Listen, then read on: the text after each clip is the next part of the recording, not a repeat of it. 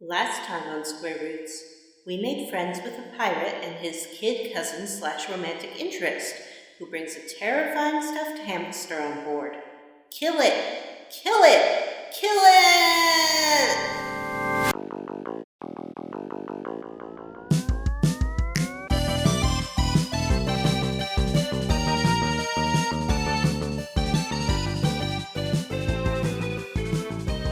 Hey everyone, and welcome to Square Roots, the classic RPG podcast. My name is Jim Banks. I am joined, as always, by Matthew Van Zandt. Hello. Hey-o. Hello. Hi. Hello, friends.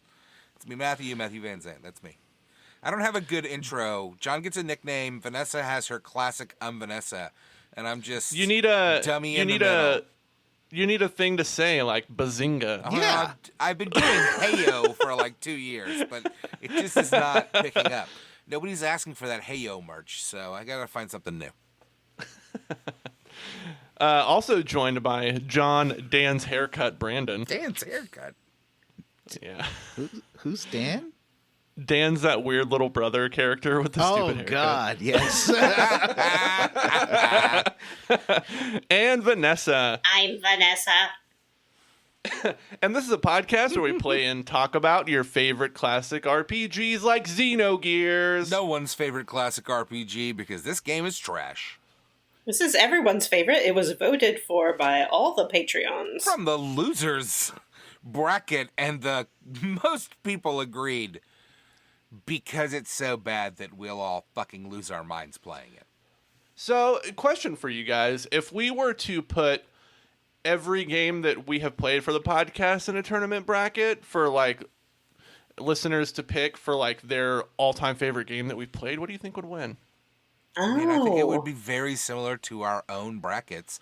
I think the Persona games would be at the peak, and maybe like one or two weird ones, like Mario RPG might sneak through.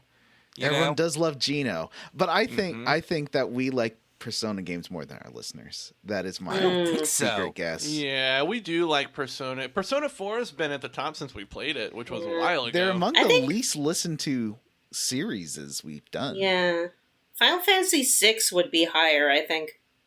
Yeah. I think that's because a lot of our listeners maybe have not played, not a lot of, but a percentage of our listeners have maybe not played those older Persona games like I had not before we played them, and did not, and reasonably did not want to listen because they don't want it spoiled for them. Yeah. We've only done 3 and 4, right? Yeah. Mm-hmm. Well, yeah, but both of them we did before they were re-released on like Steam. You know what I mean? Yeah, that's true. Well, 3's not on Steam yet, but I hope it will be. They're a significant commitment, too. They are. They're like those 100 games are plus hours. those 100 games are time hours, sucks. which is, Yeah. you know, a Final Fantasy game is 50 hours on average. And you know what? I gotta say this, and you know, not to upset anybody, but next time John forces us to do a ranking episode, like he likes to do once a year or so, I think that Final Fantasy Tactics may be my new number 1. Oh, well, that's always been at the top for you. Yes, I mean, it is, games but that, like, in replaying your it really pantheon. reminded me how fucking good the story is. And, like, I know that the gameplay loop isn't like other JRPGs, but, like, the gameplay loop is still the best I've ever fucking played, basically. Like... Matt's like, oh, Final Fantasy Tactics, I love it because you're not like other RPG. I don't know, Vanessa, every time you do that voice, it sounds vaguely racist to me. I think you should stop. It's a kid baby voice. It did kind of sound like Miss Swan Right? adjacent, if you remember Miss Swan from... Yeah, but she wasn't Asian. That was a white lady. It was a white lady pretending to be Asian. I was listening to a Cake song yesterday, and I hadn't heard it in like 15 or 17 years, really. It's a song called Wheels off the album Pressure Chief. I remember Pressure Chief. Oh, I love that album. And when they talk about a Japanese man in a business suit, it starts doing that like kind of do thing in the background. Oh, no. I'm like, this song came out in 2004. Wow. What are they doing? I like you, Cake, but Jesus. I'm more of a 90s Cake guy. Yeah, me too. I'm more of a chocolate cake guy. Ayo! Oh, chocolate cake gal. Hot gaming news. Who's got some? News. Hot gaming news. Hey, I had one that we forgot to mention last time and the time before. Ooh, I want to hear it. Remedy is completely remaking Max Payne's 1 and 2. That sounds terrible. Those games are not good. And they're doing it on their new engine that Control and Alan Wake are on. Oh, the new Northlight. Alan Wake. And yes, and that is such a good engine for third-party adventure games. I'm excited for it. I'm very excited. Although I do think I really liked playing Max Payne. I never played 2. I liked playing Max Payne a lot when it came out, but the level design was really long and monotonous. Yeah. So I tried to tweak that- replay Max Payne a year ago, and it does not hold up, the original one. I don't remember how it plays. I know I played it, and I know I liked the part where it was a music video. Yeah. Yeah, the ashtray maze. Oh yeah. So that's my hot gaming news. Who else has got some in their back pocket? John's got some. There was Lay it on me. a Squirt it on me. YouGov survey that asked if Blizzard games were introduced crypto and NFTs to be play to win, how you would you be interested? And this made everyone very upset because, people like their Blizzard games for some reason. And the response was, you'll be happy to know, 70% not interested, 21% somewhat interested, 7% very interested. So I'm glad that we're all on the right side of history with that shit. And then there was I guess this was done. Us? The Square Roots podcast? I'm sorry. We're a bunch of bog standard leftists. Mm-hmm. So, do you guys remember when we got a review about how we were all fucking liberals and that therefore the show was bad? That's one of our more recent reviews. That's been from aggravating last year or something, me wasn't it? lately. And then we looked that guy up, and he had several reviews where he and they're all the copy same. and pasted the Yeah. same thing. So some fucking loser. This is all I want to say is, can you imagine being an adult human being and being that pathetic of a person? Can you imagine being that? Yes. Wallow in that for a second. No, you Waluigi can't, in John, it? because you're not that person, and you would never be that person. Maybe I am. You're not. Mike You're better than that, Ybarra, John. who is the president of Blizzard, says no one is doing NFTs. That was his tweet about it. Warner Brothers is doing NFTs for Batman now because they're pathetic and fucking... Oh, well, that goes along with that great movie. I love that movie. I will not sit here and listen to you besmirch that movie again. You are wrong, and the other co-hosts are hypocrites because they both loved it and then totally turned around. Okay. Opinions can change. John's opinion, because you're He's couple a taste of setter. followers. I John's our taste alpha. Yeah. I hope not. I will not. I understand NFTs to a certain extent, in that I've always made it clear that I would like people to give me money for nothing. Mm-hmm. But I'll go even further. I think I'm like the Uber NFT, because an NFT is like nothing sort of dressed up, like maybe it is something. I'm a purist. Mm-hmm. I am very clear. I am offering you nothing, but you give me money. Yeah, it's a Findom.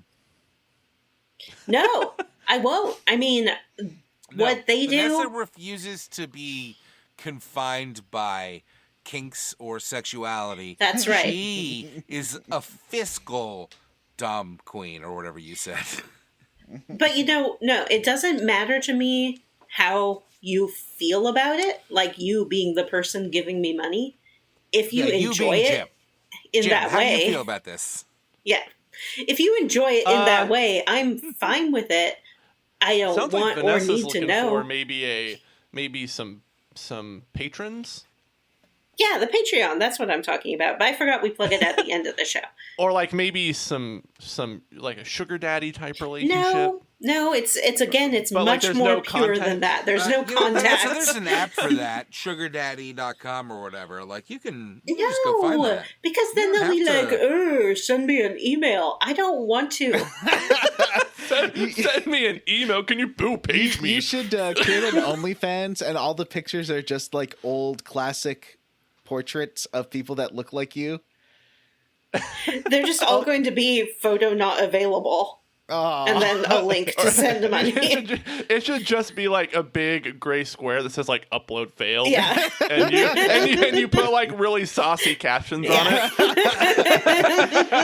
I was at Red Robin a few days ago, and there was a poster. Normally, seeing old timey art where it looks like Vanessa is nothing new. But this was one where it was an old timey art. Put that in your Vanessa notebook. I look like every old timey art. Yeah. Yes. Yeah. But the Vanessa type was wearing you're Carmen's. a classic beauty. Aww. Wearing. You have that. Yeah.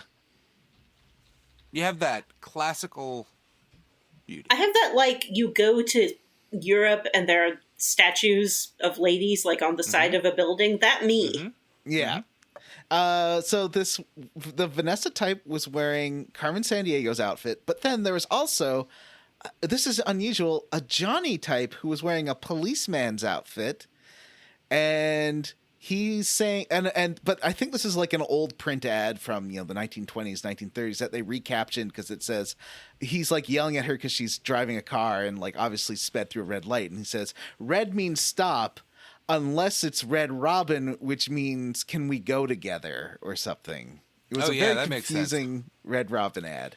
Red Robin, It's that very restaurant that I'm pretty odd. sure just popped into existence 10 years ago. No, I've been going since 2001, so it's definitely been older 20 than years 10 ago? years. That's not old. No, it must be older than that. I swear I went If as a 20 kid. years ago was old, It could then drink. I'm old, and that's not true.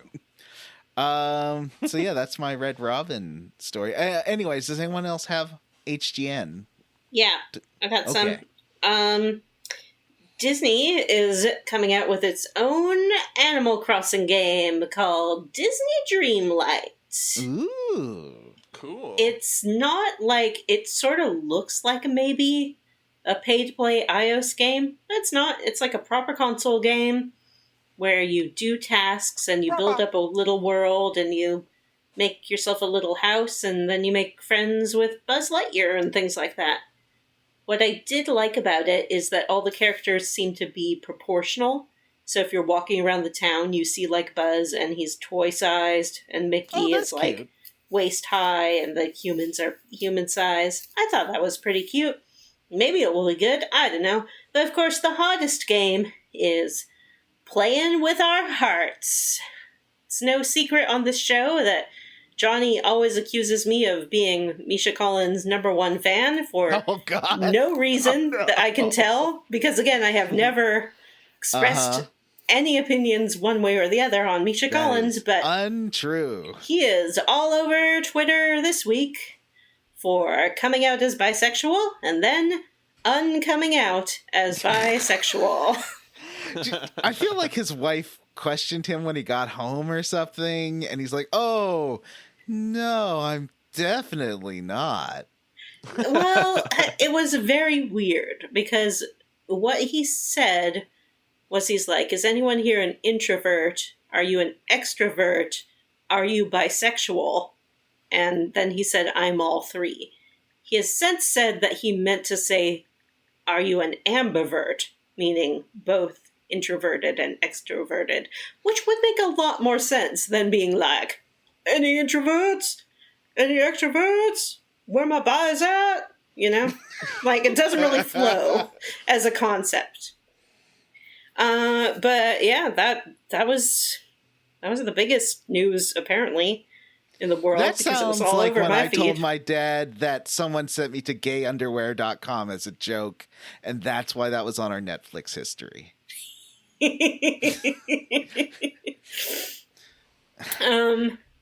don't know. Not Netflix, sorry, a Netscape. Yeah, I don't know why it would sense. be on Netflix. I used to get, because of something I did in the legitimate course of business, the International Mail Catalog. And that was... Sure there, Misha. I really regret that I don't get that anymore. So that was amazing. What was I talking about? Misha Collins. Oh yeah, I don't actually have anything to say about that, but Johnny said I should bring it up. Did I? Yes. Maybe I did. Yeah, you're right, I did. I don't know if I said because it was hot gaming you're news. obsessed with me being obsessed with Misha Collins, which That's I am true. not. That is definitely true. Matt, do you have... Oh, nope. Well, I guess that's it for HGN. Ooh, kind of a light hot gaming news week. I feel like. Matt, No. okay, Matt does have a piece of HGN. The hottest piece of gaming news of the week we all managed to pass by, which was the trailer for Grand Theft Auto 6. Oh, right. All right. That felt like more of a tech demo. Yeah, I don't even. The tech was incredible. Like that. Yeah. It did look great. Yeah, it looked amazing. As It much as also I looked loathe like... the writing in those games, holy crap, that looked good. It looked It has like gotten better. something that you would make if you are over-promising everything. Mm-hmm. I don't know. But- You said that, but that's based off very thin details, you know? Well, I mean, it wasn't a gameplay trailer. And then it had like pretty looking cars and stuff, and then it's like, go back to Liberty City, Vice City, and also you're going to go to Rio, and you're going to go to all of these other places and show these big cities. Yeah, like Chile. Yeah. And, yeah. Well, I that suspect. looks neat. Here's my cynical suspicion. Sure. I think that you'll have maybe Liberty City and Vice City will be fully formed, and the other locations will be like, "Hey, Yeah. Doug, I need you to fly out and do this race in Right. Chile." And then you're like at the start line and you race Yeah, around or Chile.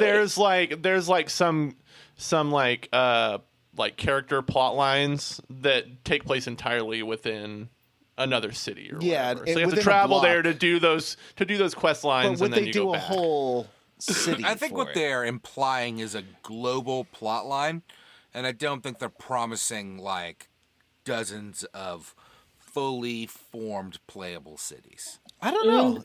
To me, that would be what I would interpret from the trailer. But that'd be a Yeah. lot of work, considering the amount Is of the detail game on they put in. Unreal? Is it on the no, Unreal it's, engine? it's still going to be on their Rage engine, I think, or whatever the new one is. Yeah. I don't see that happening in that, and with all the pop-ins and stuff that are so prevalent in those games, like I can't see them. Like on doing PC, all those big cities. It looks really nice. Like it doesn't pop in at all. Oh, really? Yeah. I know they've really like polished up the GTA Yeah, on 5. PS3 it looked like garbage, but that game Yeah. was too that game came out like 3 months before the PS3 was retired and the PS4 came out. I thought about trying out the remastered version that they just put out on Game Pass, but I haven't done it yet. I have it on PC and it looks real nice. But we'll talk. Actually, I'm going to talk more about Rockstar and my level up. So let's wrap this up. Okay. Well, now that we've done hot gaming news, who wants to level up first? I would like Ooh, I to. can.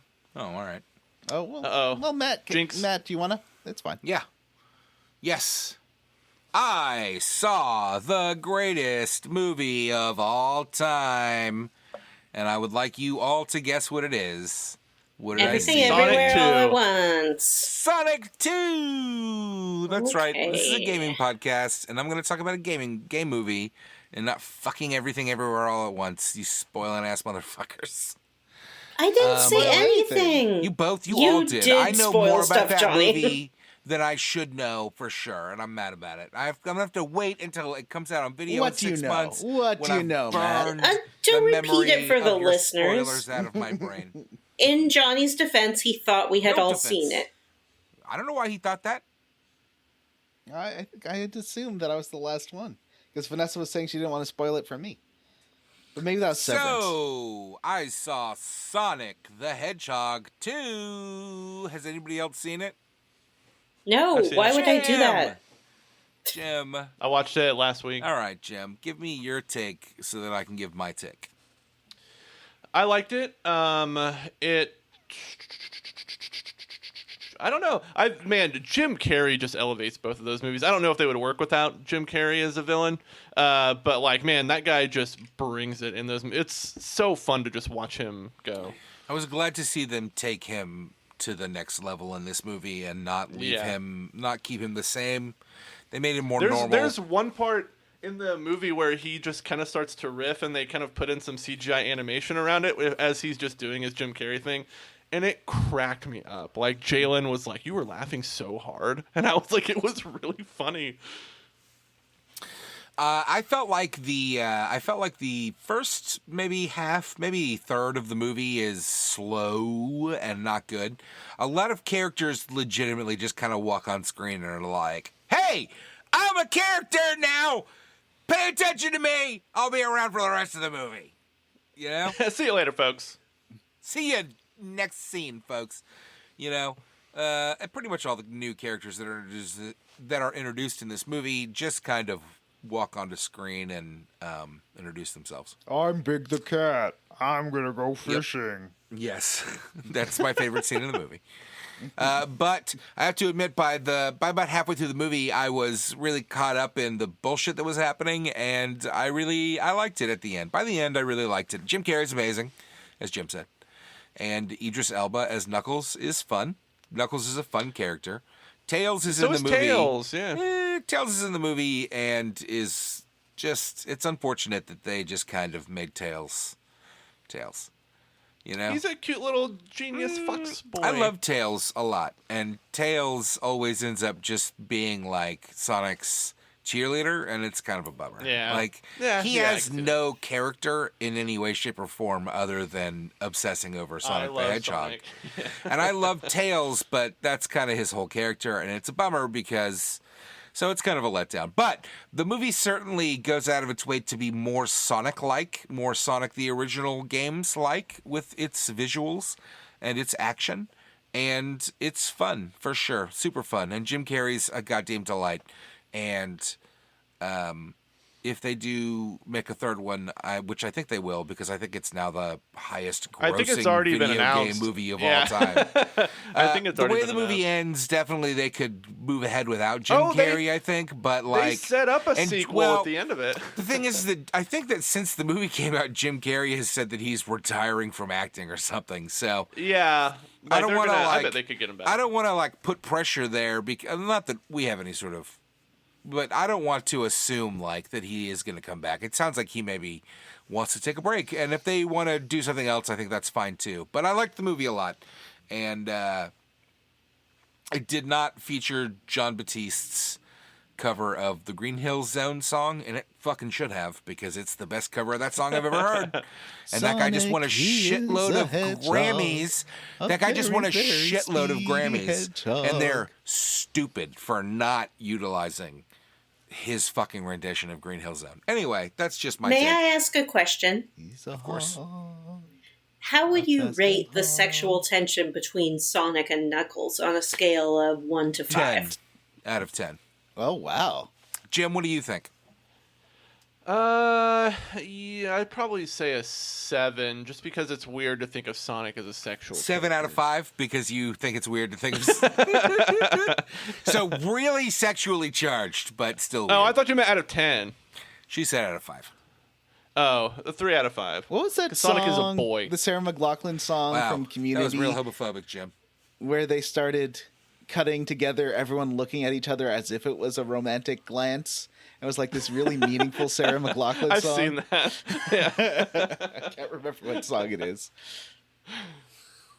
Was it the one that went, and I have the strength to recognize that I don't know how to let you go. Okay, that's not the song from... I don't think so. That's not the song from the commercials that make everybody cry, so I don't know. No, It's the ASPCA that song. In the arms of the angels. In the arms of the angels, yeah.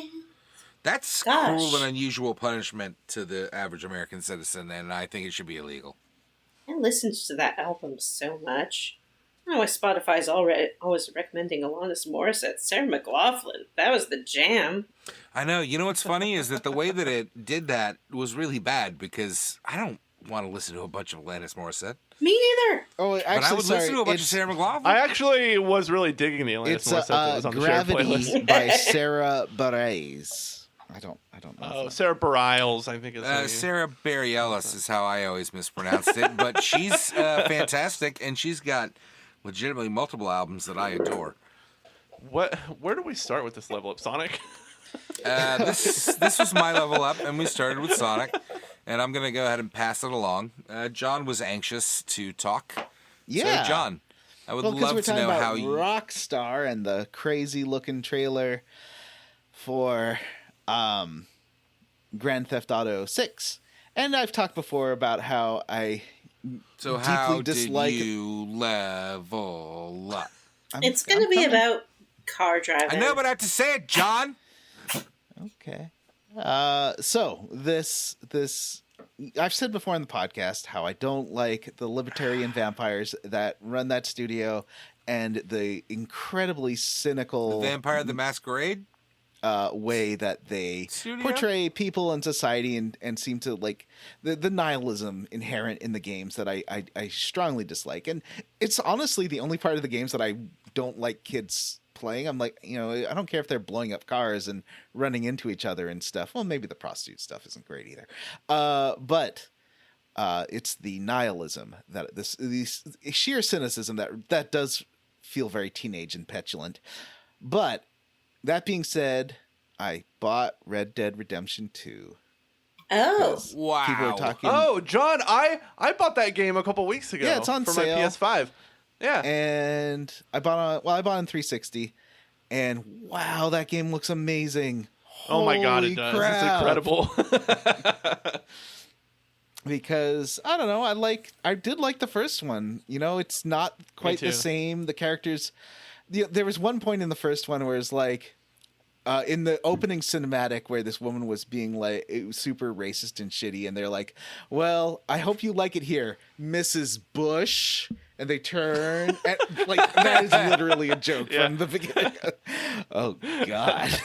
But this, Oh, I don't know. I don't That know. sounds pretty real, though. But it was just how ham-fisted the joke was. Like, Yeah. it was almost like everyone turned to the camera and went, Is this a good joke? But Do you like this? I've only played like the first 5 minutes so far because it took like 4 hours to download the whole game. It's Yeah. over 100 gigs. I played it for maybe a couple hours and really enjoyed it, but I haven't gone back to it just because like those games are such a time suck. It's like, do I really want to invest any more time in this? But man, it's good. I liked it. So I played a bit of that. I've also been I went and played a few more hours of Watch Dogs Legion. Just to see if the systems get more interesting. It's just, honestly, Vanessa would be bad at that game because the part I'm really bad at is sneaking around. I wish that I What? could play it with Vanessa and like trade controllers. Oh, Vanessa would be good at the game you meant to say. You said I'd Yeah. be bad at it. Oh, sorry, I meant good because I'm bad at it. I apologize. You are good at stealth. I am terrible at stealth. They find me all the time, every time. There's some neat parts to that game. I wish that it had more diversity of body shape because in previous Watch Dogs games, everyone around had like they're big people, small people. In this one, everyone is the same build so that they can animate the same. And that's just lame because you can play as everyone, but not a fat person. And screw that. I wanted a whole bear gang. I want DedSec to be all bears and grannies. And I've been playing Wasteland 3, which, if it wasn't isometric, I would love. I have zero nostalgia for isometric PC RPGs, like Fallout and stuff, because I didn't play those when those came out. Like, I didn't have a good gaming PC, so I never really got into, like, Baldur's Gate and all those games, and so I have zero nostalgia for it. But Wasteland 3 has a terrible first half hour, but gets really good after that, and it's a lot of fun. Like, I went to this... Oh, I downloaded it. Yeah, it's good. We should play it together sometime. Well, I downloaded it so that we could play it together, sir. Yay! You should all download it, Jim and Vanessa. We want to try it out as like something we can all do together. And I'll try. I was also thinking I wanted to play It's on Game Pass. something like We all have Game Pass. I want to play a mystery game where we all try to solve the mystery too, like something like Return of the Obra Dinn, which is all about figuring out puzzles and mysteries. That would be fun. Because I'm not smart enough to play that by myself. Suck. Yeah, but Vanessa likes a murder mystery. I bet you. I can love help a me murder solve it. mystery. I like a puzzle.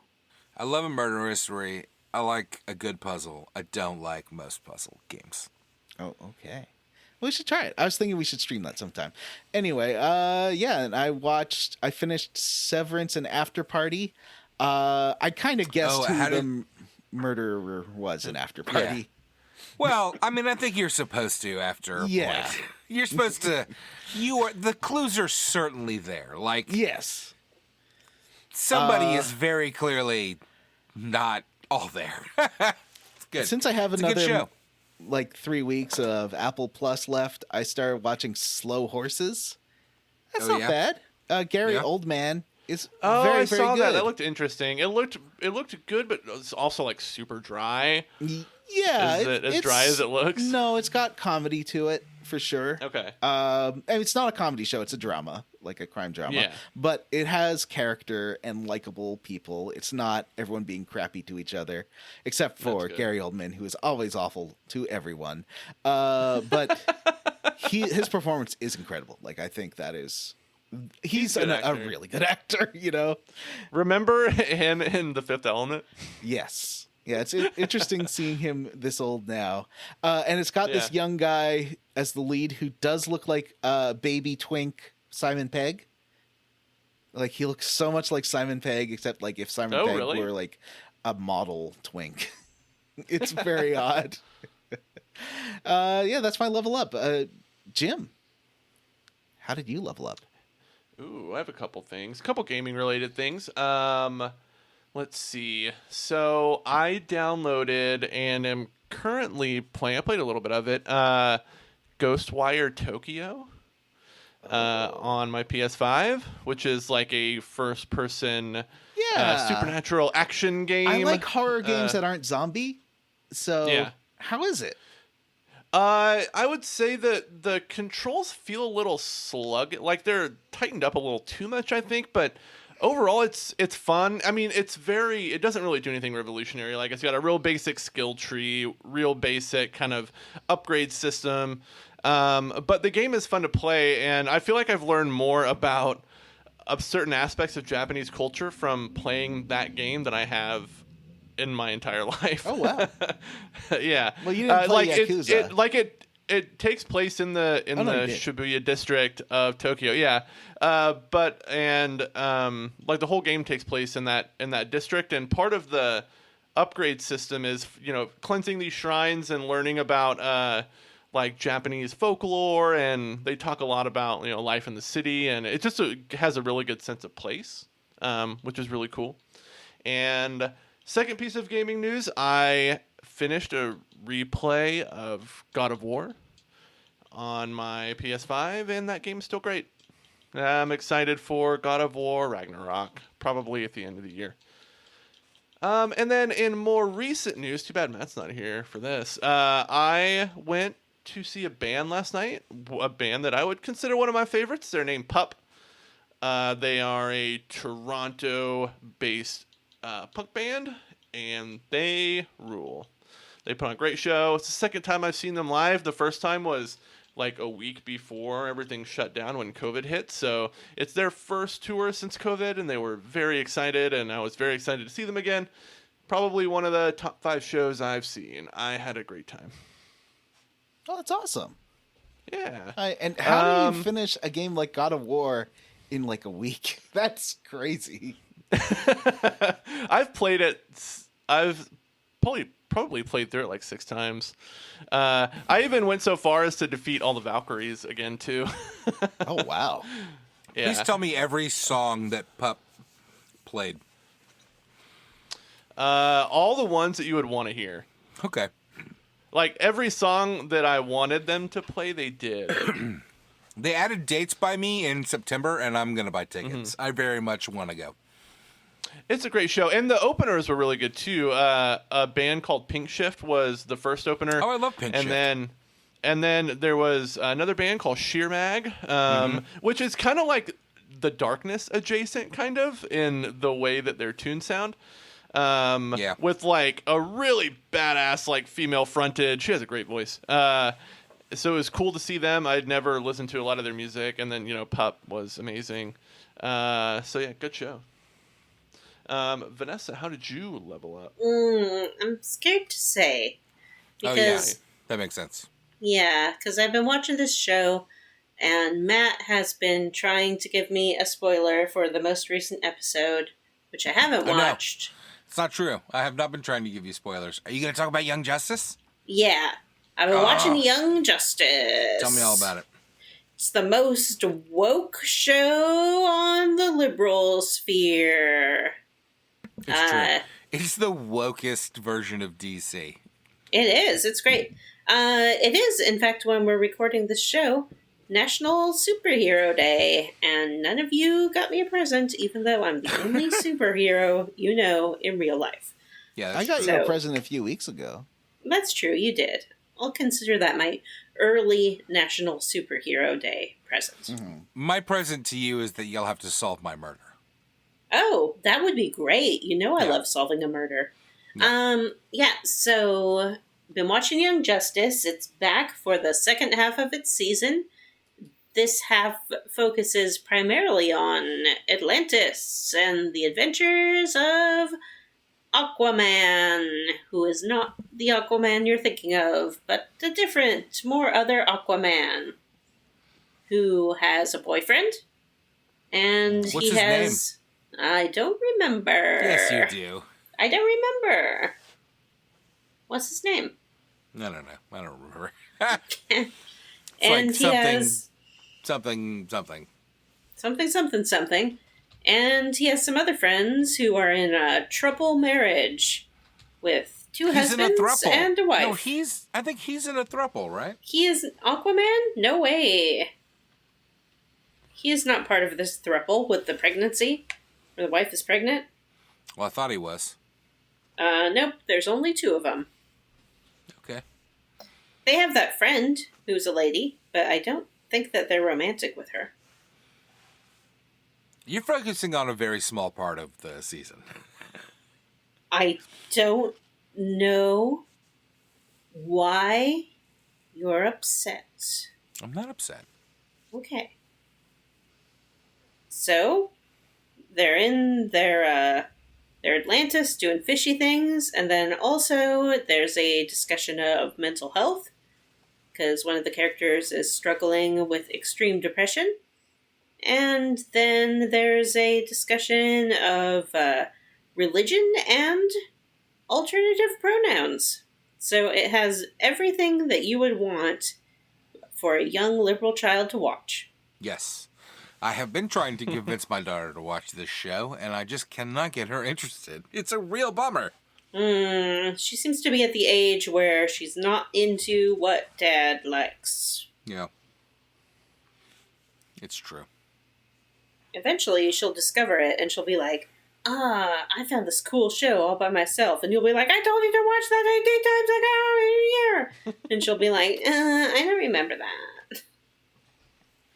I've been watching the new season of Young Justice as well, and I think it's fantastic. I think it's their best season since their second season. Yeah, it's only 4 seasons, I think. Anyway, it's fantastic, and they definitely are. It is certainly more liberal or progressive than a lot of shows out there, but in a lot of great ways, and it's making changes in good ways. No spoilers, but there's a character that's a classic villain in the DC universe that is a black man for the first time that I've ever seen, and I think that's fantastic. And I don't say that. I don't know how to say that without sounding like, I don't know, But it's just a I'd good vote show. for Obama for a third term. Yeah. I don't want to sound like that, but it's pretty cool actually. And the way that I don't want to talk about it because I don't want to spoil anything. But it's good. It's good stuff. And this season I think has been better than the last season for sure. And that's good. Like they're really focusing on the emotional core. Like Vanessa mentioned the depression stuff. Like that's kind of brutal. Like it's really very real. And this season is focused a lot more on like emotional action than like physical action, like fights. And that's been just perfect for this show. It's perfect. Yeah, it's good. It has a lot of different characters, so it has someone for everyone to kind of get attached to, I think, no matter what kind of character you're drawn to. And the animation is pretty okay. You know, it's not the highest budget show, but it's not the lowest budget either. That's semi-anime style that you get. I don't know. Yeah, and they definitely fudge sometimes where they just have, like, still images. Oh, yeah. With the character for blinking sure. or something and some dialogue over it. But I don't mind I noticed it the last season, and I've seen it in this season too. There's been multiple montages where you just get still shots of characters with people talking over them that go on for minutes, and you're kind of like, like, did you run out of budget? You can see where the budget ran out. Yep. What the fuck happened? But I tend to, if I'm watching Young Justice, I tend to be doing something else as well. So I sort of watch it more as an audio show, and it works out just fine. And the end of each episode has like a great, they're not after credits, they're like during credits. Usually like a scene or like there's, I don't know. Vanessa, you know what I'm talking about. Like there's, the last season it was a lot of people sleeping for some reason, but it worked. Yeah. And it would change from episode to episode. And then this season it's just kind of been a lot of like, it works really well because they'll take that 2 minutes of credits and put like a ton of story into it in the form of characters talking to each other about what's going on. And it's actually, and not always characters who were like in the main story that week. Yeah. Well, and I no spoilers, but the newer episodes, there's been a lot of people where I'm like, where did you come from? Who are you? I don't know what's going on. But it's been bouncing around between multiple viewpoints, and the stuff that's relating to what's going on has been fantastic. But there's been some stuff going on where I'm legitimately like, who are you? But, I forgot. There's also a character who is a parent of a child with autism, and there's discussion of like special education plans at school and navigating that kind of thing. And it just they have a lot in there that surprises me. Like every time they introduce a new concept, I'm like, oh, they're going to talk about this. Okay. The latest episode ends, and this is not a spoiler, but the latest episode, the over credits stuff is the alien bug forager reading Shakespeare, Romeo and Juliet, and it's legitimately delightful. Like it's just 2 minutes of the credits scrolling while this bug man reads Romeo and Juliet, and it's fucking like touching, and it's just, this show is so good. All right, well, that's my level up, part 2. That was my level up. I'm sorry, Vanessa. Does Vanessa have any other leveling up? Such a good show. I'm still watching Moon Knight, and it's okay. Did you watch the new episode? Uh-huh. I really liked it a lot. Yeah, it's okay. All right. I have trouble deciding how good it is because I'm biased towards Oscar Isaac. And that's just how it is sometimes.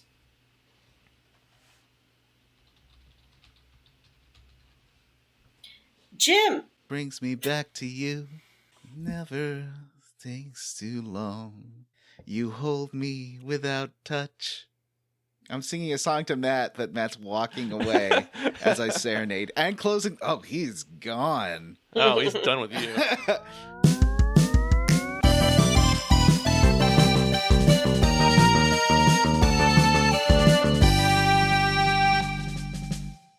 Well, guys, before we get into the quest log, I would like to remind everyone that support for Square Roots is brought to you by Manscaped, who is the best in men's below-the-waist grooming.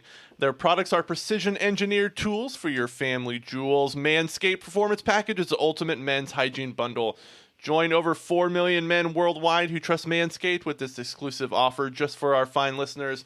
20% off and free worldwide shipping with the code Square Roots, all one word, all bunched together, all squeezed together with no spaces, at manscaped.com. And if my math is correct, that's about 8 million balls taken care of by Manscaped. That's and so many balls. That's a lot of balls. You can count my balls among them because I use the trimmer in the performance package that we received to shave my bits. How was that? She asked. You know what? Reluctantly. I would rate the experience honestly, not just because we're sponsored. Probably the best shaving experience I've had, and I went close. That's like, what I no heard. guard, no guard on the razor close. I went to the skin. You raw dogged that. I raw dogged it, and you know what? It worked great. We got in the mail, we were kind enough to get the Performance Package 4.0, and it honestly is a game changer. We got a trimmer, the Weed Whacker Ear and Nose Hair Trimmer, Crop Preserver Ball Deodorant, which I have not used, but heard it's good, Crop Reviver Toner, Performance Boxer Briefs, and a travel bag for all my goodies. I was curious to hear not about your experience with the shaving itself, but what have the after effects, if any, been? Have you experienced any, like, itching, or you cut it so close, Jim, and then it grows out again, and it could feel weird? No, I didn't have any, no ingrown hairs, no irritated skin. I was very surprised at how painless it was. That's my only question about your balls. Okay. Yeah. I mean, it's a great trimmer. It features cutting-edge ceramic blade to reduce grooming accidents thanks to their advanced skin-safe technology. It's also waterproof and has a 400K LED spotlight that you need to have a more precise shave. And that light does come in very handy, the spotlight. Mm-hmm. Especially when you're, getting down to the skin, when you're raw dogging it. Mm-hmm. You gotta be precise. That's why you need the light. Yeah. I'm grateful for the products.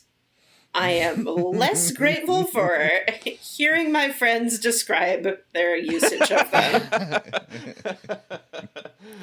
And yet curious, because to a lady, the balls are very mysterious things. There's no, I can't. Like, how do they work? Does anybody know? Does anyone know? I remember, what do they do? When my friend Heather started dating, intimately dating someone for the first time, and she found out they move on their own. She was so horrified. Like sea anemones, like you go to the beach and you poke them, and then they don't poke them. No, you go up to them and you give them a poke, and then they'll just recoil like they're alive. What's in there? What have you got in there? Men store their pee. So is that where the pee is stored? That is where the pee is stored. I don't know if you knew that. We might want to cut that out of the Manscaped ad. I probably don't want us spreading that information. Yeah. But as a reminder, thank you again, Manscaped. And if you would like to purchase any of their honestly pretty great products, you can do so at manscaped.com. Just use the code SquareRoots to get 20% off and free worldwide shipping with your order. That is 20% off, free worldwide shipping at manscaped.com when you use the code SquareRoots. What have you got in there? What? Twitching, moving around. got something in there. Okay. I thought you were saying to Jim, what do you got in those briefs? Whoa, Vanessa. He's a coworker. Yeah, filing a complaint with Square Root's HR. Yeah, exactly. I think that's me. Yeah, that's Vanessa. Oh, no. No wonder the culture on staff is so terrible.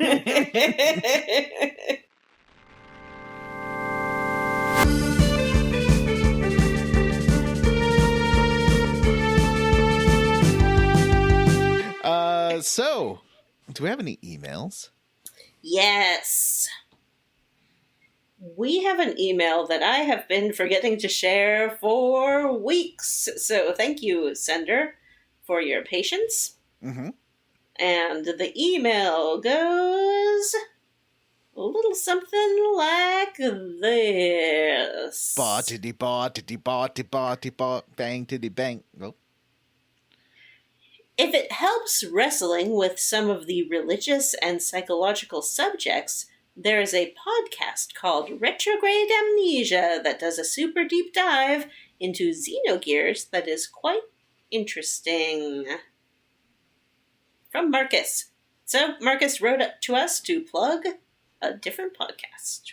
Well, but I think it's the amount of weird religious stuff in this is interesting. Like I'm fairly familiar with Christianity. You know, I grew up going to church, and you know, I've read the Bible and such, so I get the references mostly, but I'm not Catholic. There seems to be a lot of Catholicism to this particular religion, and there's some interesting stuff that comes up in the new episode that in this chunker that I think will be great to highlight.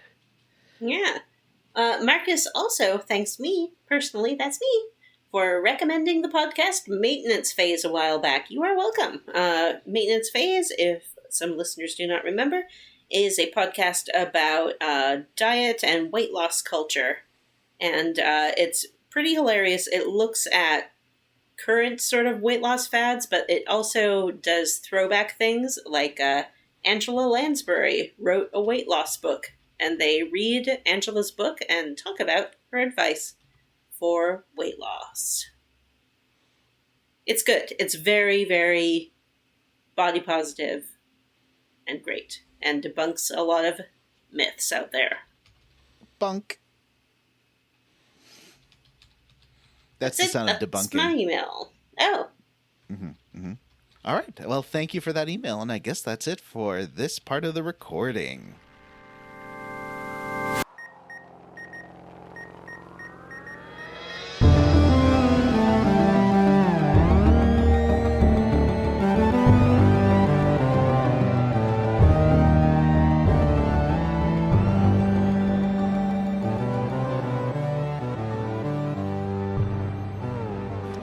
So if you remember last time, we got back to the Yggrasil, Margie. Well, we might want to preface this by saying our friends abandoned us during the break. Surprisingly, yeah. Our friends abandoned us during the break. Well, it's not that surprising since Vanessa said she had to take this season off. Yeah.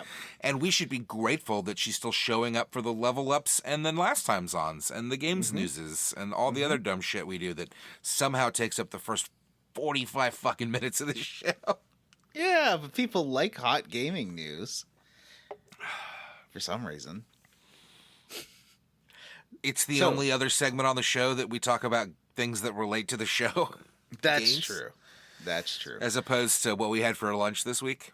Well, normally our level ups are movies or games or TV shows. Usually. Yeah, that's true. That's a good point. We aren't going to talk about what we had for lunch. What did I have for lunch? Oh, I had nice ramen yesterday. That sounds good. That was nice. I had Taco Bell last night, and it was taco-licious. Oh. Actually, it was burrito-licious because I don't order their tacos. I like their little crispy tacos. Their crunchy tacos. They're good. They're fine.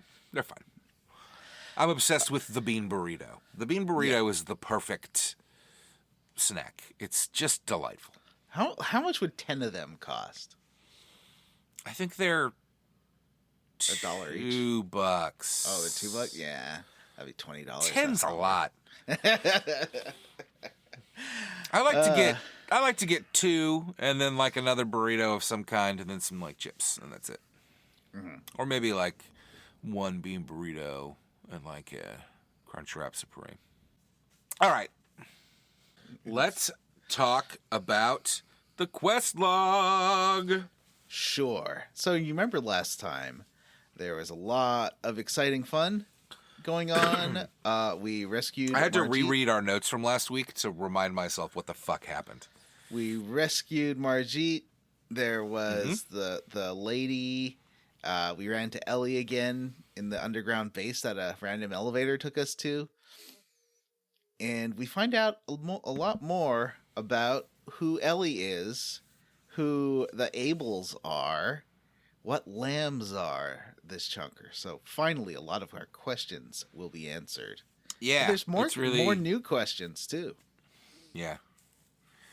It's confusing. Mm-hmm. Are we on the surface of the planet? We are, right? Yeah. So we're lambs? Yeah, we're lambs. We're on the... Well, I don't... Okay, but, I mean, Faye, I don't think is a lamb. That is my guess about... Well, we're certainly going to get some flashbacks this episode that indicate that he is more than he seems. Yes. So there's... Once again, I just want to address, when you get back to the Yggrasil, there's that stuffed animal blocking a door, and then the stuffed animal does say, "I'm not stuffed," which does seem to be a bit of a giveaway that maybe it's not a stuffed animal. Mm-hmm. It's a horrifying little creature if you look at the character portrait, but otherwise it just is a blob on the screen. I can't... This is that era of PS1 games where, I don't know what is what. I think why I like Final Fantasy Tactics so much is because they're all sprites, so I can see them. But this is sprites too. All the characters are sprites, but they're zooming. Yeah, no, they're polygons. No, they're not. I don't believe that for a minute. No, seriously, all the characters are sprites. But the thing is that they're always zooming in and out. So they're always like scaling, and just it looks like they look like alien creatures because of all the camera moving in and out stuff. Tactics always kind of kept usually the pretty similar distance most of the time, so it wasn't always zooming in and out on the characters. And and the cutscenes are like, other than the new cutscenes, the classic cutscenes are just like little dioramas instead of this like full.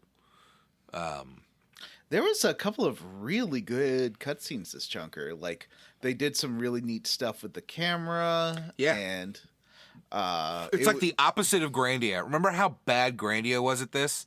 Yes. This game's really good at it, even with its terrible one giant eye sprites. Yes. But yeah, they are definitely sprites. That's why the combat looks so good, because they're animated. Like, they're really nicely animated sprites. Ooh, did you know that this game was originally developed as a sequel to Chrono Trigger? I know it was a lot of the same people as Chrono Trigger. That's why says. What's it was developed, created by Tetsuya Takahashi and his wife as a proposal for Final Fantasy VII. Yeah. But it was allowed to be developed into its own project, initially as a sequel to Chrono Trigger, and then as a game with a sci-fi premise. Yay! Which I guess is what we got. Yep. So I did this is that game that for years people have been asking themselves, why weren't there more of these? It makes so much sense to do a JRPG Gundam. Yeah. And there's got to be other JRPG Gundams, right? Like, this can't be the... I don't think so. I mean, other than the other Xeno games, I can't think of any JRPGs that involve Gundams. I mean, unless there's like a Gundam JRPG. Yeah. I bet there is, but that doesn't count. So that you go visit Margie, and she talks about why she left to go back to Ava. It was because she wanted to save the other nuns. She thought they were in danger out there.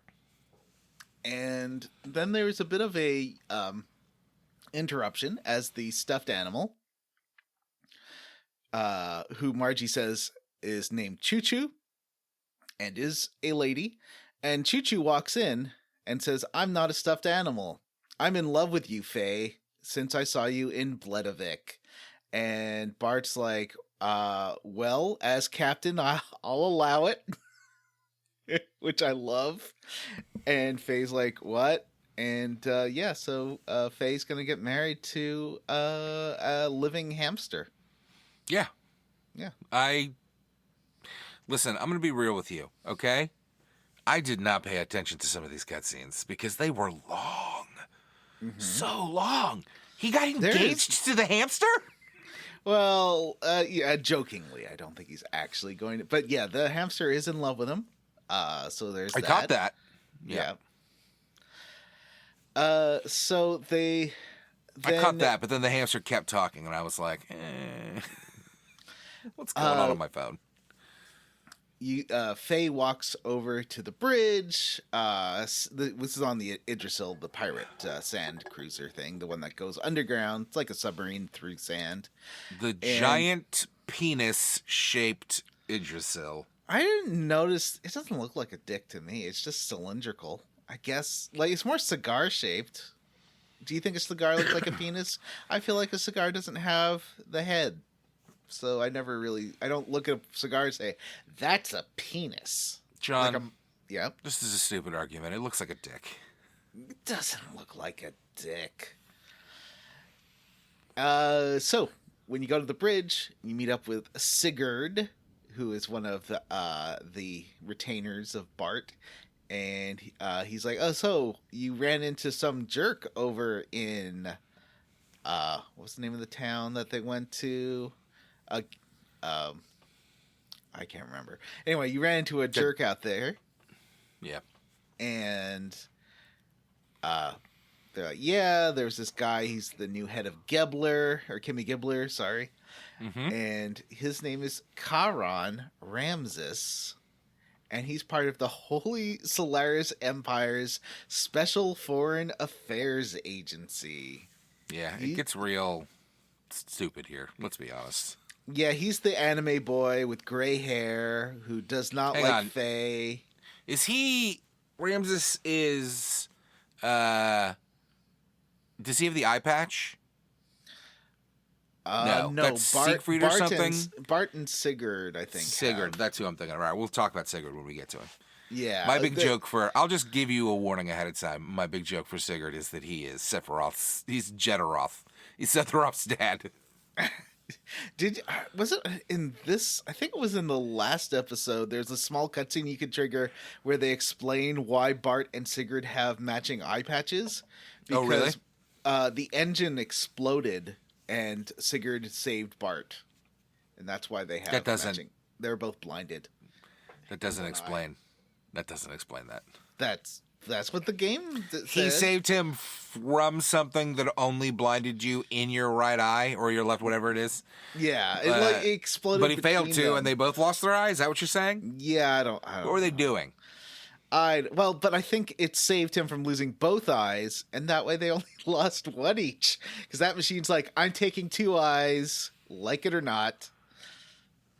What do you got in your mouth? Oh, it's a vape. I thought it was it looked like a chocolate bar that you were putting in your mouth. I should have expected it to be a vape. Honestly, yes, it's always a vape. I like to vape. It just looked like a chocolate bar that you had in your mouth. So they are not after the Jasper, which, if you remember, the Fatima Jasper is that magical super mech that is the holy treasure of the Fatima family. And they start. Sigurd basically lets it slip that, oh yeah, he knows Doc from the before times. Before 4. Yeah. Yeah, well, is this when I think Faye overhears Doc and Sigurd talking, and they're very familiar, and Sigurd's like, Faye's like, ooh, you're hiding something, buddy. Mm-hmm. Which makes sense, because frankly, this guy has not made a lot of sense. He's just kind of following us around. Also, his name is Satan, and that's not a good sign. Mm-hmm.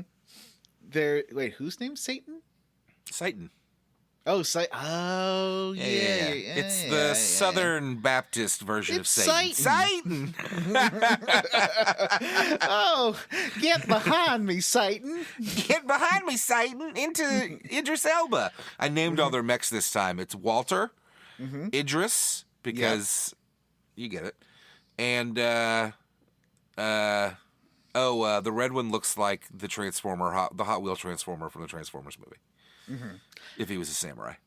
That's Heimdall, Veital, and Walter. Brigadier. Yeah, Brigadier. Heimdall does kind of look like Idris Elba when Idris Elba is giving that like 1,000-yard stare, 1,000-yard glare that he can give. Heimdall, the mech, I mean, it's that, but blocks. It's basically like 2 giant blocks and another block, but it really I was like, oh, Heimdall, like Idris Elba. And then I looked at it and I was like, oh, it does kind of look like Idris Elba. Let me be very clear that has nothing to do with the color of the mech. No. So during this conversation that Faye overhears, they reveal that there were both elements at the Jugend Commander Training School, and that's how they all know each other. Yep. I love. Okay, you know what I would say is the biggest change in my enjoyment of video games since doing Square Roots is I like anime bullshit now, and I don't know why. And so that they also sort of mention the other lady, Miang. And they also know Miang, and they say that she is kind of scary. So that's interesting. Honestly, this whole dialogue I forgot about. I don't know how I managed to miss. Like, I watched it, but I think sometimes this stuff just washes over you, and it's really hard to pay attention. And Margie's super uninteresting, and I don't. Can I be honest with you?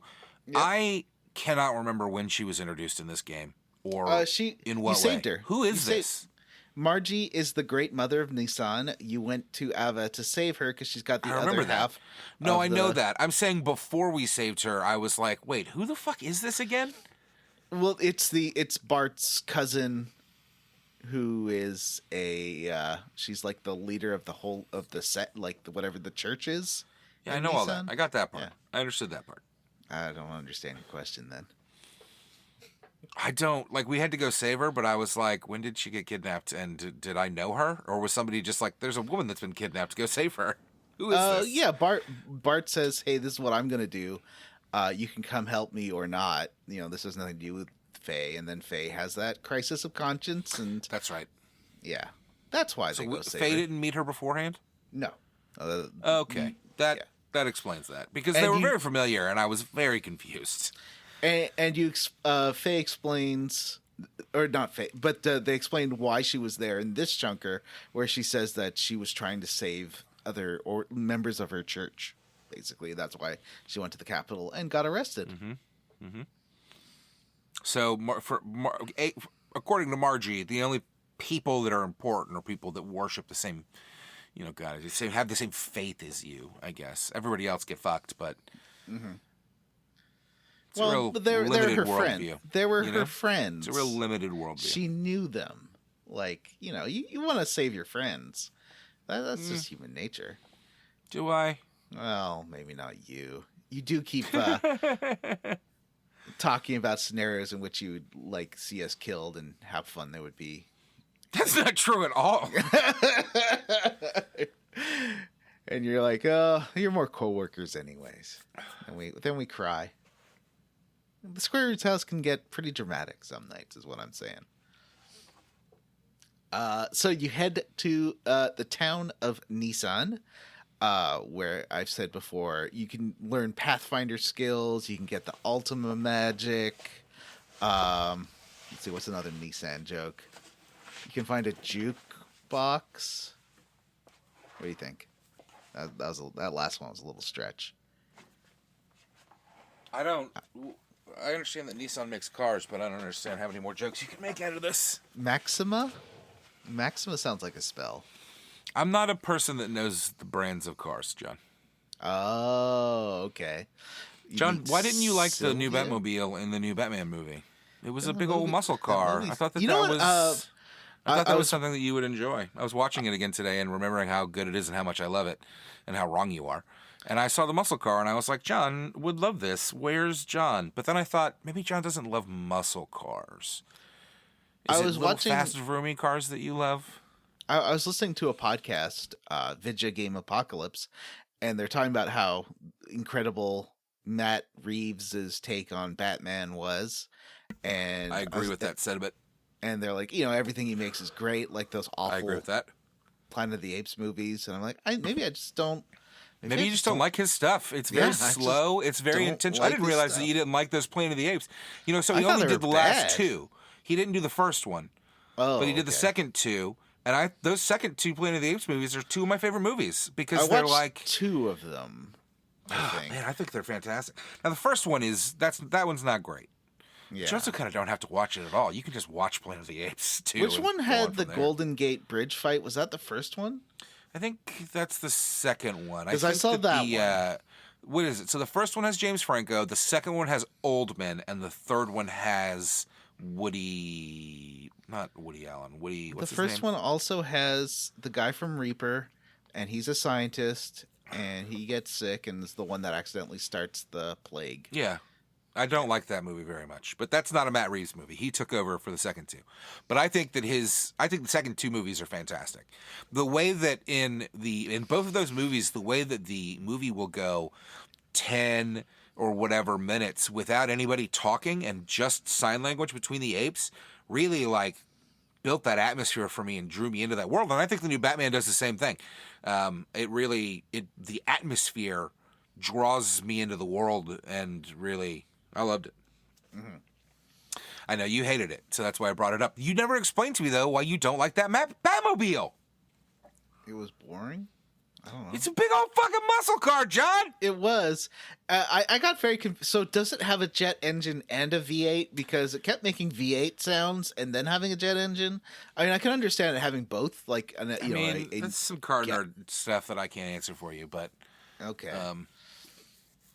And also, he killed, Batman seemed to have killed a lot of people in that. He did not kill a single fucking person in that movie. Well, in that pile-up on the highway? I mean, that just seemed pretty dangerous. Go watch Tim Burton's Batman. He kills 14 dudes. Oh, I know. He's constantly killing dudes. I know.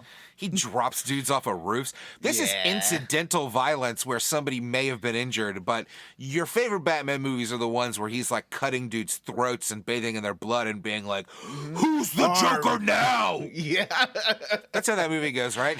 Yeah. Do you want to get nuts? Let's get nuts. Did you hear that in the Flash movie that's coming out, Michael Keaton is playing Tim Burton's Batman? Really? Yes. Everyone's multiversing all over the place. Yes. Well, it makes sense for the Flash, though. That's a common Flash story, is him Do you think zipping all over the place. And then, hang on, there's another piece to this. And I don't know who it's for. I don't know the details on this. So it may not be Keaton, but Robert Downey Jr. is playing Alfred. Huh. But I don't know. I don't because it's a multiverse thing. I don't know if Robert Downey Jr. is playing Keaton's Alfred. Who played Alfred in those? Michael Gough. He's dead. Yeah. So maybe they've just decided to recast that, or maybe it's a different Batman with a different Alfred.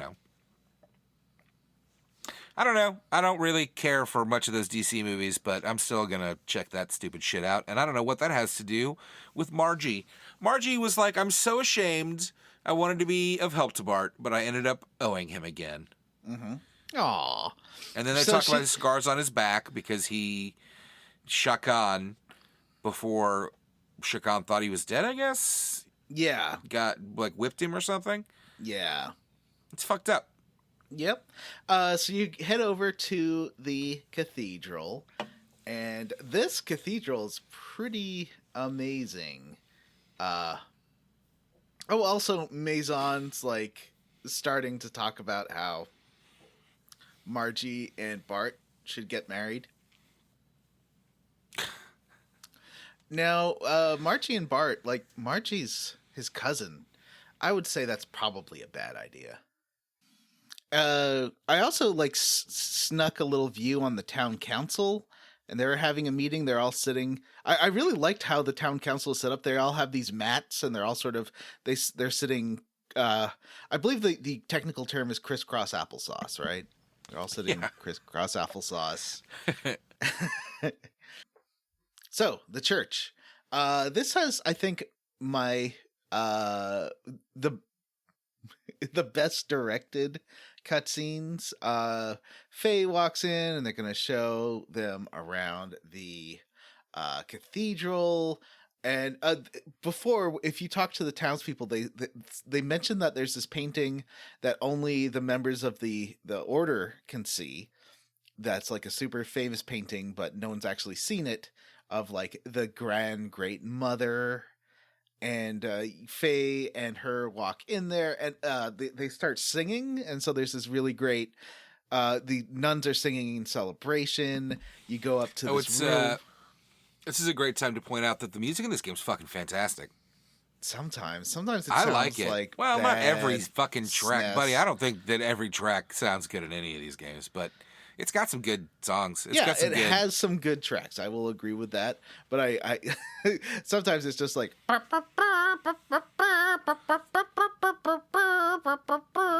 it's like, God, that's a good song. Like, that's a banger, John. Write that down. Yeah. John, I'm trying to find where you are on the script, and I can't find it. It's making me Okay. Look for. I'm getting to this. Look for angel statues. Search angel statues. Angel. Not angle. 2 angel statues hang from the ceiling. Is that it? Yes. Okay, thank you. Yeah. So you walk into this room, and there are these 2 statues, and they're angels. Each has 1 wing, which did make me laugh. And they say that they sort of represent the spirit of cooperation, because individually they can't fly, but together they can fly. And it's a metaphor, you see. And Citan's like, hey, normally religious iconography... Satan! Sorry, Citan says normally religious iconography is like kind of asexual, agender, but these are like gendered. Like, one is masculine and one is feminine. That's really interesting. He starts going really into these, like, the meaning of these statues. Yeah, and it's the dumb, space and it's between nothing. them. Is that where God stupid. is? The space And they're like, between. why, Dr. Satan? That's my space between. Is that Dave In Matthews? the arms of the angels. Is that what you're singing? The space between. You know that song. No. You were around in the 2000s. It doesn't mean that I know every song. I guess so. Anyway, they talk a lot about this, and it does go on for a while, and it's dumb. But they do talk a bit about this is the kind of nonsense I like.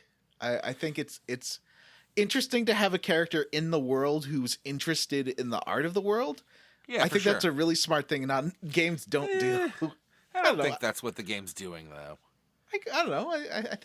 I think it's interesting. I'm not saying that it's not interesting, but I don't think that's what the game's doing. So they then go to the room of Sophia, and Sophia is like the original founding mother of Nissan, which is, I guess, like a religious state. Yeah. And there's the cutscene here, and going to the room with that painting is really cool. It's like the first time where it sort of goes 2D, where the camera like locks on the side view as you're walking, and that looks really cool. And there's a really great cutscene of the camera like swooping around the room, so you see the light coming in through the stained glass window, and it's heading over to this beautiful painting. And the painting is they sort of do an interesting trick here where they use a really high resolution texture for the painting, so it looks really nice for a PS1 game. Like, it doesn't just look like a jumble of blocks. And they the put things a lot you're of work. saying are true-ish at best, but sure. I think for a PS1 game, that texture of the painting is really pretty. And I always say, I don't know. I can't. It all looks fucking terrible to me. I can't. My brain cannot translate this mush. And Citan seems to be leading Faye here. He's like, this painting, doesn't it look awfully familiar? And Faye's like, yeah, change your hair color a bit. And this could be Elohim there, the space girl from before, the one who fought the dinosaur. Yeah, Ellie. Ellie, who I think is from the moon or maybe a neighboring planet. They actually explain in this chunker. I thought they were underground. They're overground. They are from I guess like a satellite or a floating city or something. It's like a moon. Could be a moon. You're right. It could be a moon. I decided to. That's what makes it. It's actually, I would say it's more Macross than Gundam, but it's very Macross to be like, yes, we have all these human species that happen to be living right around each other and fighting each other. All right, yeah, I've never really watched. Like, I watched Robotech. That's the most when I was 5 or 6. I mean, I don't. It's that everything about that stuff confuses me, and I don't know what the real series are. I think Robotech is on like Prime, and I think I've tried to watch it, but I wouldn't just like. I'm sure you could find the original Macross series. That would make a whole lot more sense because Robotech combines 2 separate animes into one. But people really fucking like it. Yeah, but I mean, it was a 1985. It was a serialized. But that's not the cartoon. only Macross series. Like that's the original or the only Robotech series. Like there was the original, but then after that, it became its own thing. Okay, I don't know anything about past the original 2 seasons that were on like CBS. That stuff was weird, and it had giant people and little people, and nothing made any fucking sense. Huh. It wasn't you're not thinking of the Littles? You don't remember that Robotech or whatever had like one of the species of aliens were like giants? No, I don't remember that at all. Because they were always fucking in their ships, so you really couldn't tell. I have not seen the show since I was 5, so it's. I could be wrong. I have very, very vague memories of it. I remember the second season being completely different and being like, "Where's all the characters I like?" And I stopped watching it because it was a completely different show. I didn't realize at the time that it was literally a completely different show. Anyway, so this painting is of a girl who looks a lot like Ellie, and then Citan. It's like, hey, Citan! These brushstrokes, they're a lot like yours. They remind me a lot of your painting style. And then there's kind of a weird flashback where Ellie's 3 shows. It was adapted from 3 shows. Oh, okay. Ellie was sitting on a chair, or not Ellie, I don't know, and Faye was painting her, and so like Faye's like, I painted this? He gets like a weird flashback to having painted this. Yeah, there's a flashback. This doesn't make sense. I thought he was just like a village kid. And he's like, hey, how old is these paintings? And she's like, oh, these are 500 years old. What? And Citan's gonna find out more about this. I'm sorry. I'm reading about Robotech now. I put it down. And Ellie. Oh, the only thing you should note about when he's painting, someone calls out the name Lacan. Oh yeah. Yes, this is a big scene. Like it's confusing, but I guess there's more going on here than we thought. Is he an orphan? I can honestly say that, like, he's playing the an beginning orphan. of the game, I don't really remember what his deal is. The game goes into like Final Fantasy VII weird memories in a little bit too, which we'll get into because that was great. Yeah, it does feel a bit Final Fantasy VII actually, because it's starting to feel like there's like a soldier who doesn't remember that there's a soldier situation happening. Sister Agnes fills Citan in on the history of Sophia and how she started the order, and then they leave the cathedral. They talk about how she like sacrificed herself for the greater good, and that's why they worship her. Mm-hmm. So she's not a Jesus; she's like a saint. Mm-hmm. So then there's a quick scene with they're going to start preparing. They're going to start preparing for the next move, but before that, Bart's like, "Hey, what? Okay, if someone in these games actually does something that I love, he's like, what's going on? You two seem to know each other. This is weird. How do you know each other?" And he's like, "Oh, it's because we're from Solaris." What's Solaris? Oh, Solaris is the city in the sky. That's where we used to live. Yeah. And that's where Gebler's from. So Solaris calls foreigners lambs who are used as slaves. Wait, I thought that who are the fucking underground people? They aren't. I thought they were underground because she was calling them surface dwellers. They're actually overground. Well, I understand that our characters live above ground, but is there not another? Apparently, Ellie's from overground I thought there's as another, well. not species, but like another nation that lives under the ground. I thought so too, but they live over. They're the one that. So they call them Ellie's from. surface dwellers because they live on the planet, not because. Yes. Okay, I can see that. I just have misunderstood. To, like, redo it So in they're my from mind. Sky City. The Abels are from Sky City, Solaris. Okay, they sound ableist, right? Mm-hmm. And Sigurd is actually a lamb who was brought up to Solaris for experiments because they like to do experiments on the surface And dwellers. Citan is too, right? No, Citan's from the lower city of the upper city. He's from like east side Solaris, across the tracks. It's not quite as good. He's from It sounds like part of town. It sounds like the Solarians are fascists. I mean, They it don't does. seem great. Yeah. They aren't great. It's not good. Should Should I order Taco Bell now? Sure. I'm kidding. So But I'm gonna when we're done. Okay, that's fine with me. Too much Taco Bell for 1 week? I agree, but I haven't had Taco Bell in a couple of weeks, but I think I want your Chipotle Taco Bell more. around you sucks. Okay, the Taco Bells around me are amazing. Well, they're not open late, but neither is the one around you because it seems like the kind of great food you want to pick up at 1 a.m. And here, the only things open at 1 a.m. are churches and McDonald's and A&W. So Bart is understandably upset. Bart Simpson There's just a lot of talking. In is this like, chapter. "Ay, caramba, my eye's gone." I Carumba. And that's the title of this episode.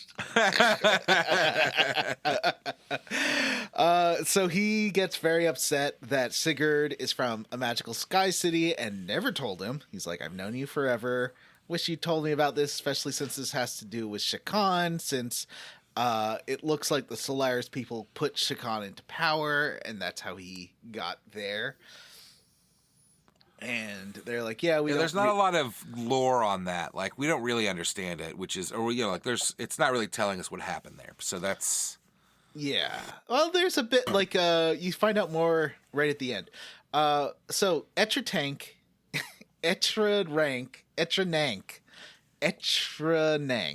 is the capital of Solaris, and it's up in the sky. Yeah. And it's separated from the land by dimensional distortion fields known as gates. And you need airships to go through these gates. Okay. Yeah. I like this type of sci-fi, this is fun. Yep. Weird interdimensional invaders from the sky. Mm-hmm.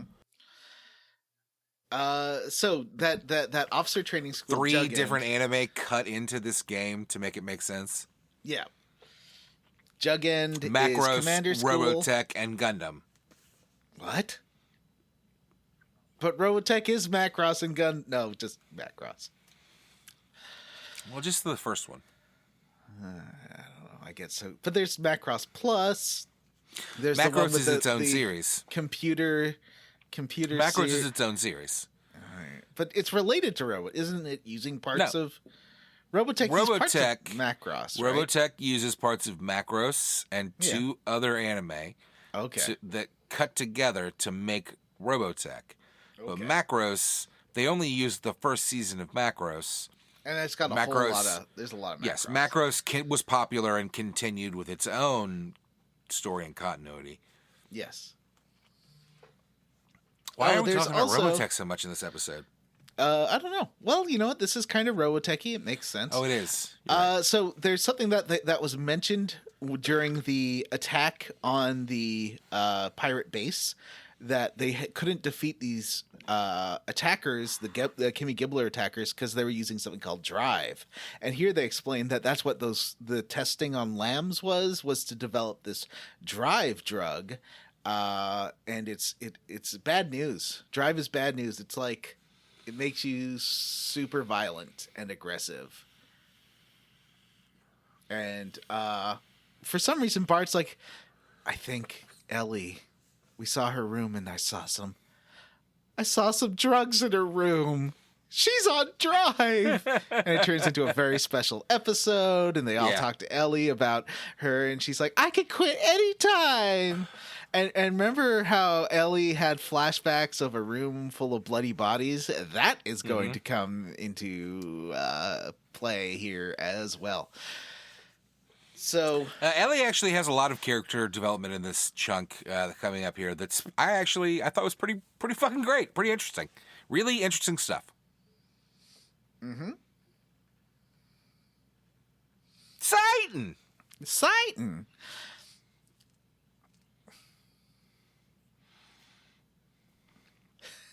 I'm just waiting for you to pick it up. Sorry, I'm just going through. I forgot about a lot about this. So Ramses, superstar pupil of the Juggin school. He was going to be the star of hope, but now it seems like he's not that great.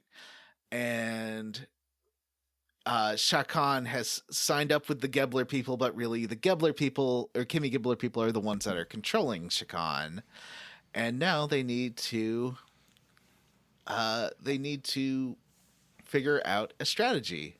So basically their idea is, hey, there's two main units of Ava forces that are Shakan's forces. And one of them is close to Nissan. That's like a small scouting force. There's the force by the border with Kislev.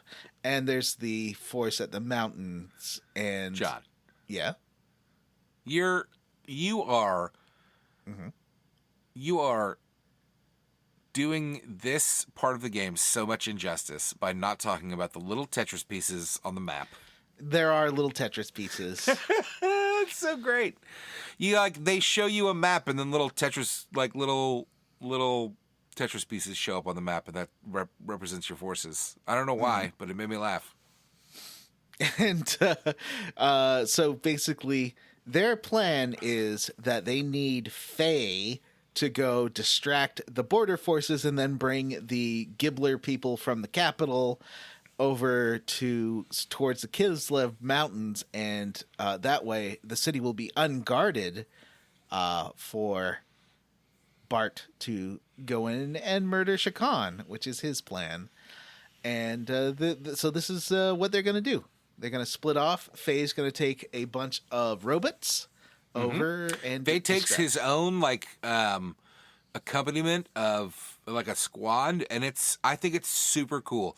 This is, I think, one of the coolest things I've run across in any of these games is when it splits you up and is like, it kind of did it last episode with the tournament, right? But in this case, it does it with the mechs, and it makes a lot more sense than what usually happens in these games. You know what I mean? Mm-hmm. I loved it.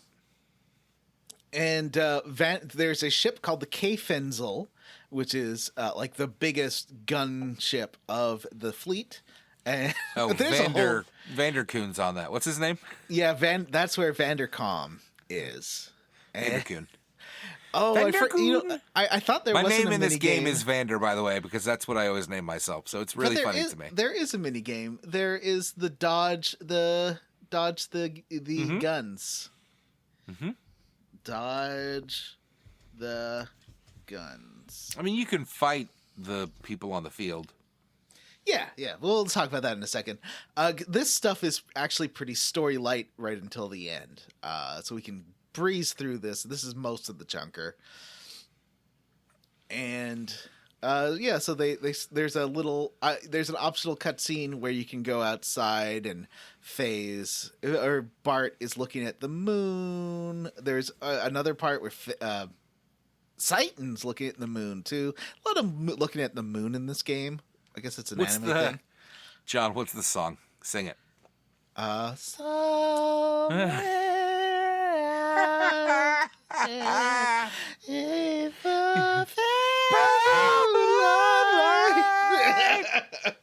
So good. Perfect, John. Mm-hmm. It was beautiful. We could totally do a duet of that. Yeah, so we did. Bart, that was perfect. I'll sync it up. Just let's move on. Yeah, our listeners will appreciate our great jokes. It's great. So everyone's heading out to go to the capital. Sorry. Faye leaves with his band of dudes. Yep. It cuts to when Faye leaves. It cuts to Citan, but you really don't do much. You just kind of walk around as him for a bit. But I really get stressed out. I was like, oh God. Like, am I gonna play as Citan for this chunk now, and everything else is gonna happen like off screen? That's what I thought was gonna happen. Oh, but he's looking at the moon, so he's somewhere out there-ing. Meanwhile, the moonlight is also shining on Ramses and Miang. They're in bed together. Turn on the for real. They're naked too. Like there's no question. No, he's got sexy briefs on. He's got little little briefs, little jockeys on when he stands up. But he's like he sits up in bed, and you see his rippling. Okay, well, sprite she's abs. tits out, and that's what's important. Yep, yeah, she's nakies, and it's beautiful. So Ramses is dreaming about Faye, or I guess it's Faye.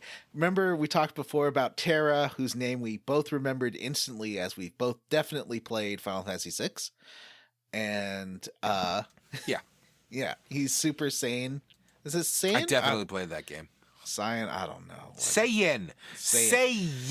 I will never John, get it right. It's been I will years. never get it's it like right. the word say and the word yeah, in. but it could be the word "sai" and "in." It's don't not. know. Saiyan. They're Saiyans. Okay? Would you call Wookiees Wookiees? It's not hard to figure out how to pronounce fictional names. It's Saiyan. I haven't heard Chewbacca say the word I'm going Wookiee. to watch some Star Trek starring my favorite character, Worf, the Klingon. You know? Klingon. The Klingon. The Klingon. Klingon and the Vulcan. Those are my favorite races. Mm-hmm. So Ramses dreams about Ramses is dreaming. He's dreaming about Faye blowing things up with his super special, or I assume it's Faye, like some magical Super Saiyan guy. And then Grahf is there too, and he's got like a super special red mech that's real powerful. And he's smashing through everything. Ramses is like, stop him. And he's killing all of Ramses, and Grahf is killing all of Ramses's troops, and it's real sad. And he wakes up screaming, and Miang's like, you just had a nightmare. It was the same dream again, wasn't it? He's, no, it wasn't. And as so Ramses like leaves to have a mid-sleep pee, and Miang is like, hey, peeping is not very becoming. And Grahf shows up, I guess, and Grahf has been like invisibly monitoring Ramses and Miang.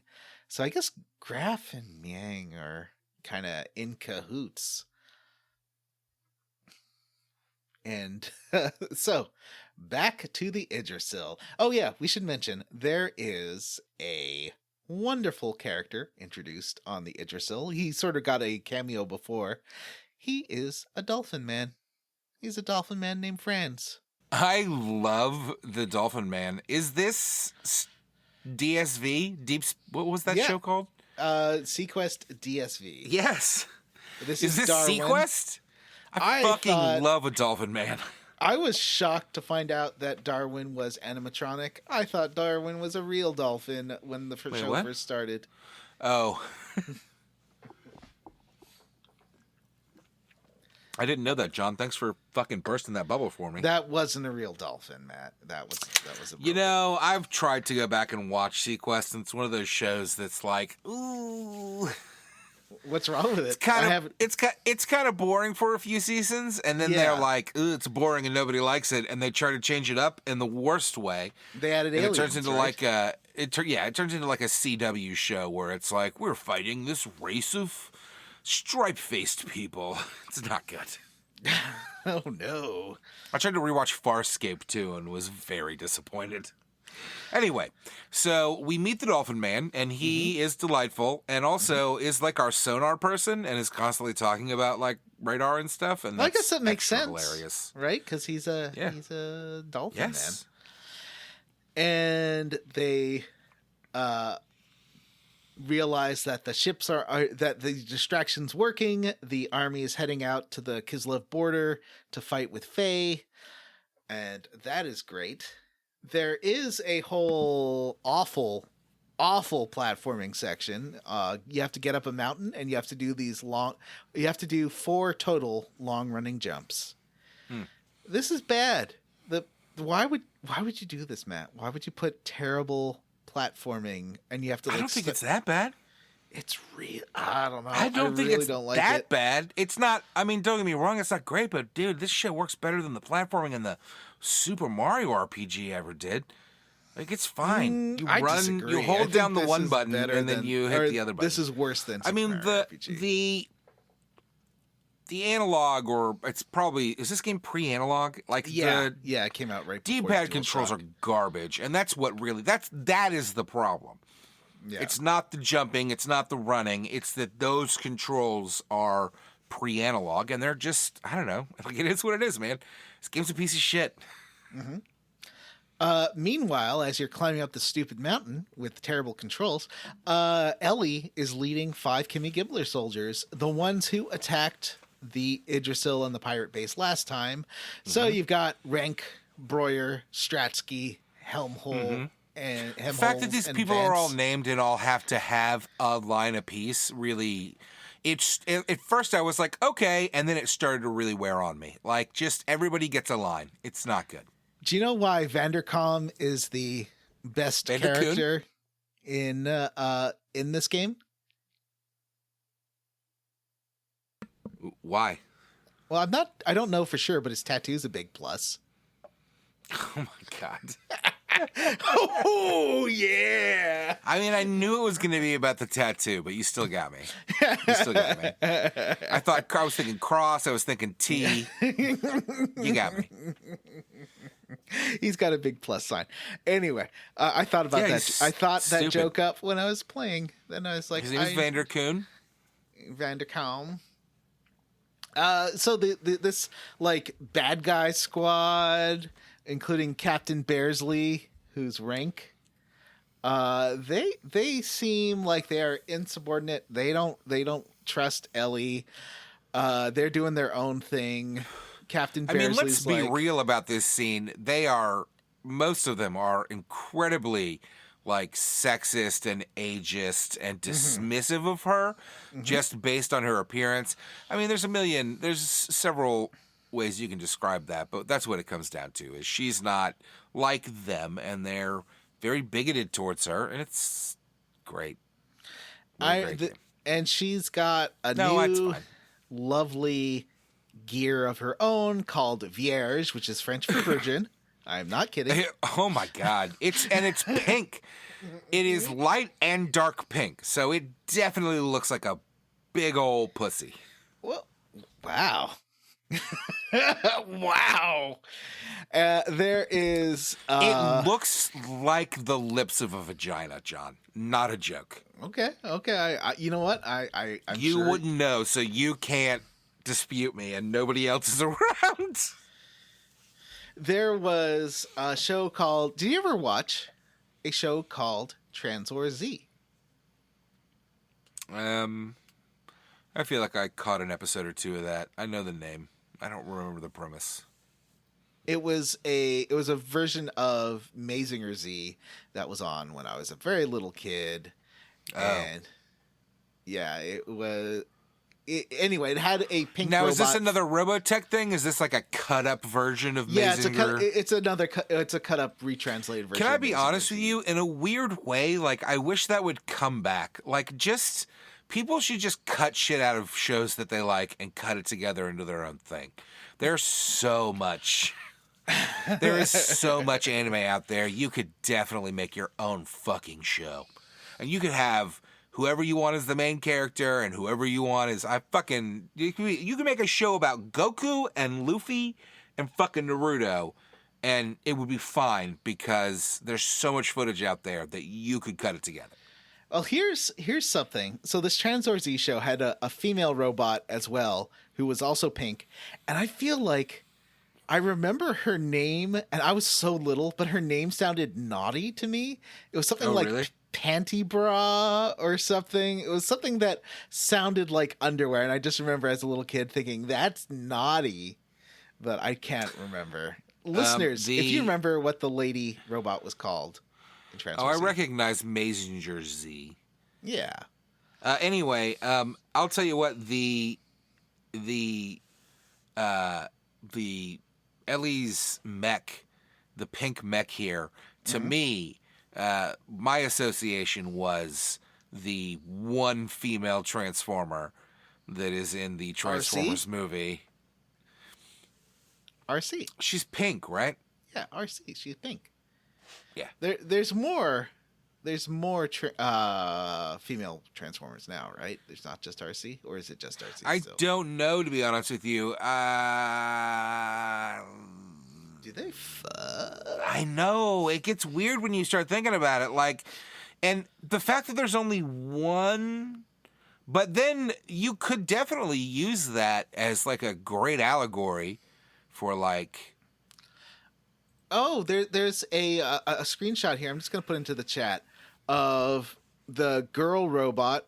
Okay, she's not pink. She's like orange and blue, but she does shoot her missiles and blue. out. She's orange and red. Orange and red. And she does shoot missiles out of her boobs, which I remember loving as like a 4-year-old. I thought it was so funny that her boobs were missiles. Oh, you know what? Yeah. Okay, I'm not that crazy. She was pink. It's just that was just a bad frame. Let me post another one here. She's like orange and pink. It's just that particular one. This is how I remember her looking.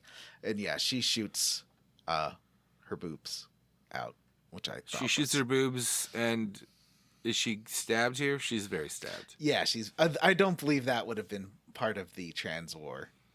I don't think you could show a robot that damaged. Anyway, yeah, she was hilarious. I thought that she shooting her boobs was the funniest thing when I was a kid. I don't know why.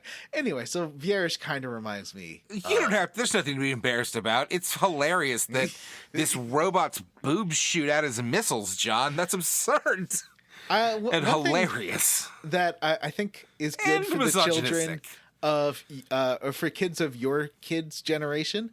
They don't have to watch bad TV anymore because there's nothing on, because they have so much good TV to watch. They don't have to watch shit and then make fun of it. You know what kids do these days is binge stuff. Yeah. Kids, like, do you remember growing up and like catching episodes and like maybe you would get to see the new season or part of it, that type of thing? Like that's not what it is now. My kids will watch a show and if they like it, they'll watch it 3 more times. Yeah. That makes sense. That it's better than Which like is how many, that is what I would have been doing if I could have. For me it was like X-Men and Batman, but those animated series but it was hard to catch them. But these days these kids don't have to worry about it. Like they're like, "Oh, the new season's out. I'll watch it this weekend." I used to watch. How many times did I watch the Back to the Future trilogy? Like 40. Probably. Yeah, I had a more. bunch of VHSs that I watched just a shitload, and Star Wars was one of those. I kind of have a hard. I can't really watch And the then old Star Wars. Just a random collection of VHSs that my parents had. So I've got some weird tastes. My parents, my parents would get like a VHS tape a month, and so we had a big collection. Sometimes it would be grown-up movies. They would never let us watch 10, so I assume that was a very horny grown-up movie. So I got left alone at home a lot during the summers because my parents worked, and that's when I would just watch our entire VHS collection. Okay. But again, it was my parents. So you So it was like True Lies and like Highlander and Pretty Woman. I watched that movie so many fucking times. Oh wow. So many times. So it's a good movie. They you go up the mountains and then a Gibbler unit attacks and it is Vierge and Faye recognizes the lady's voice. He's like, "Ellie, is that you?" And she's like, "I don't want to fight you, Faye. You shouldn't be here. What are you doing? Get out of here." And Faye's like, "I have to be here. Please don't fight me." And then she has a flashback, and I believe we skipped over it in the first chunker. She has a flashback to being in a room full of bodies. And you don't know why she's in a room full of bodies. And in this one, she starts getting visions of running through a hallway and being like, "Don't make me do it. Don't make me do it." And it's all like first person. It looks really cool. And they're like, "No, you got to take the drive." And she's like, "I don't want to take the drive." And this is just like an after school special where Alf has to save her from, and Garfield and the Ninja Turtles have to save her from being pressured in Juggin School to do drugs. And Alf saves her for being pressured by the neighborhood bicycle mechanic. Oh, and no. Oh, it's no. I wasn't sure if you would get it, so it was I was trying to be slick. But you did get it. We are not explaining that joke. Don't worry about it. I don't think it needs to be explained. Yeah. There is... So then it cuts to that anime sequence of her in the hallway being surrounded by bodies. And Turns out she had a little bit of a whoopsie herself back when she was in Juggin School, and she took drive, and they said that she was just the only reason she got into Juggin School was that her grandfather was commissioner and she doesn't have, she's not that good. But when she took drive, she did go a little bit nutso and did murder a bunch of people. Like there's a Sephiroth hallway here, and she's Sephiroth. I really like this actually, though. Like this is, I feel like a lot of games, a lot of shows, like a lot of fiction would downplay this, but this game is pretty clear. Like she got high and killed people. Yeah. So she does a nice bump. She bumps a line of drive and then starts fighting. And Faye does defeat her, and then this is all done in engine. I thought this looked pretty good. His mech holds her mech down. Hang on, her what's it called? Her profile, her portrait changes. Yeah, it's like from her chin's it up changes. and she's psychotic. No. It and her bangs are covering her eyes, and it's like but yes, she looks like a different person basically. But it's cool. It kind of and some of what happens here as you fighting her is that she seems to be kind of fighting back against fighting you, maybe. Mm-hmm. Yep. Yeah, she didn't want to fight you. It's I like this. I think it's just really, really clever storytelling here. Mm-hmm. I mean, we all know what's going to happen. It's not Shy confusing, Guys. But yes, John wanted to talk about that scene where the mechs fight and he Faye pins Ellie's mech down. Yes. It would be a very uncomfortable and awkward scene if they were not in giant robots. Yeah, that's true. Unfortunately, But they are giant robots. Interrupted by a big ship. They get attacked by Vandercom. He's there with the Vandercoon! And his big plus tattoo. And he is there to ruin everyone's day. And they're like, we're going to shoot you, blow up That's the mechs. not true. Vandercoon is there to bring everybody positivity. Oh! And additionally... Get it? Yeah, I mean, I get it. It's not funny, but I get it. It's pretty good. That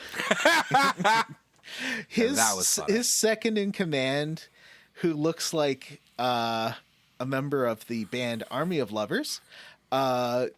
He's got like fancy page boy hair. Sounds like a real band. Army of Lovers is a great band. Thank you very much. And he's like, hey, we can't shoot it at Gears. They travel 2,000 units per second and we're per hour. What are you doing? And he's like, no, we're going to use the big guns, and the big guns are going to blow up the mech, and you shut your mouth, shut your dirty mouth. We can shoot them. And he's like, no, this isn't going to work. Army of Lover guy says the mechs are too fast for the guns. So you get, he has a bright idea that his second in command is like under his breath shit talking the entire time. Yeah, it's great. Where he recalls all of their like mech defense and just powers up the main cannon and is like, I'll just blast him with my cannon and that'll be fine. And his second in command the entire time is like, this is not gonna work and you're an idiot. And before it does backfire and we like split the ship in half, the second in command does run away, and I wonder if he comes back. We'll see. I don't know. Maybe Army of Lovers guy is dead forever. He bails off screen. It's fantastic. So is this guy coming back? Maybe. So this fight is pretty good. There's a mini game that we'll talk about at the end because it's a bullshit mini game. But you start fighting the mech. The mech has these 3 guns, and there's 2 little side guns and a main gun. So this is really kind of one big fight, because basically, Faye, in your robot form, you can't heal yourself. So hopefully you have enough armor to get through. Yeah, that's the fucking worst. Yeah. I don't understand it. Well, that's the mechanic, is that you have to balance your health and your fuel enough to get through this. So at the end of this encounter, the series of fights, I had 52 hit points at the end for the last fight. And I started with 3,000. I was 1 hit away from dying. So it was pretty stressful, because it's like a whole half tense, hour. But, it's one of those things where you got through it, so it's awesome. Yeah. If you had taken that last hit, you would be livid right now. Yeah. This game sucks! Yeah, I would have had to have redone that whole, this whole sequence, basically. That's real talk from some bog standard leftists. So you beat up the little guns and the big guns. The big gun does quite a bit of damage. It shoots a big, globby circle at you. That's what its big gun weapon is. Did you attack the little guns? Yeah. That's why you barely got through this. They were doing 15 damage apiece. I thought you had to blow up all the guns. Maybe you just only have to blow up the sun. Okay. Well, yes. It's no biggie. So then afterwards you fight he ejects from his ship, and he's got this whole deal which is called the Dora. And it's like a little land tank with grabby arms. It's got little pincer arms. It's adorable. The Explorer. It's this Dora, and then you use it to Explorer. Yeah. It's got a backpack attack where it takes. It's got a backpack, backpack, backpack. There's it does swiping. It swipes its swiper arms do swipe your friends and picks them up, and you can't attack if This is actually fucking fantastic. It picks your fucking your they're automatic, right? Like you don't control them. No, you control them. Oh, do you? Yep. So all right, I'll cut that. It will pick your buddies up, and it's Dr. Octopus tentacles. and fucking slam them into you. And that is hilarious. It does, yeah, and that's its like counterattack if you attack while it's got them. Honestly, yeah, if I redid it, it wouldn't be hard. You just have to know not to attack when it has your friends and its little swipers. And so you're like, please swiper, no swiping. And this is the type of game that wants you to spend a couple of turns hitting defend. Mm-hmm, exactly. You know, and that's especially because that recharges not all games fuel. are like that, but this is one of those games. So it's you gotta be thinking of that. It's the strategy. Yeah. So eventually you blow up the Dora, except it doesn't. No, you don't blow it up. It looks like it's got the upper hand. It's got your friends and its Pince-ers.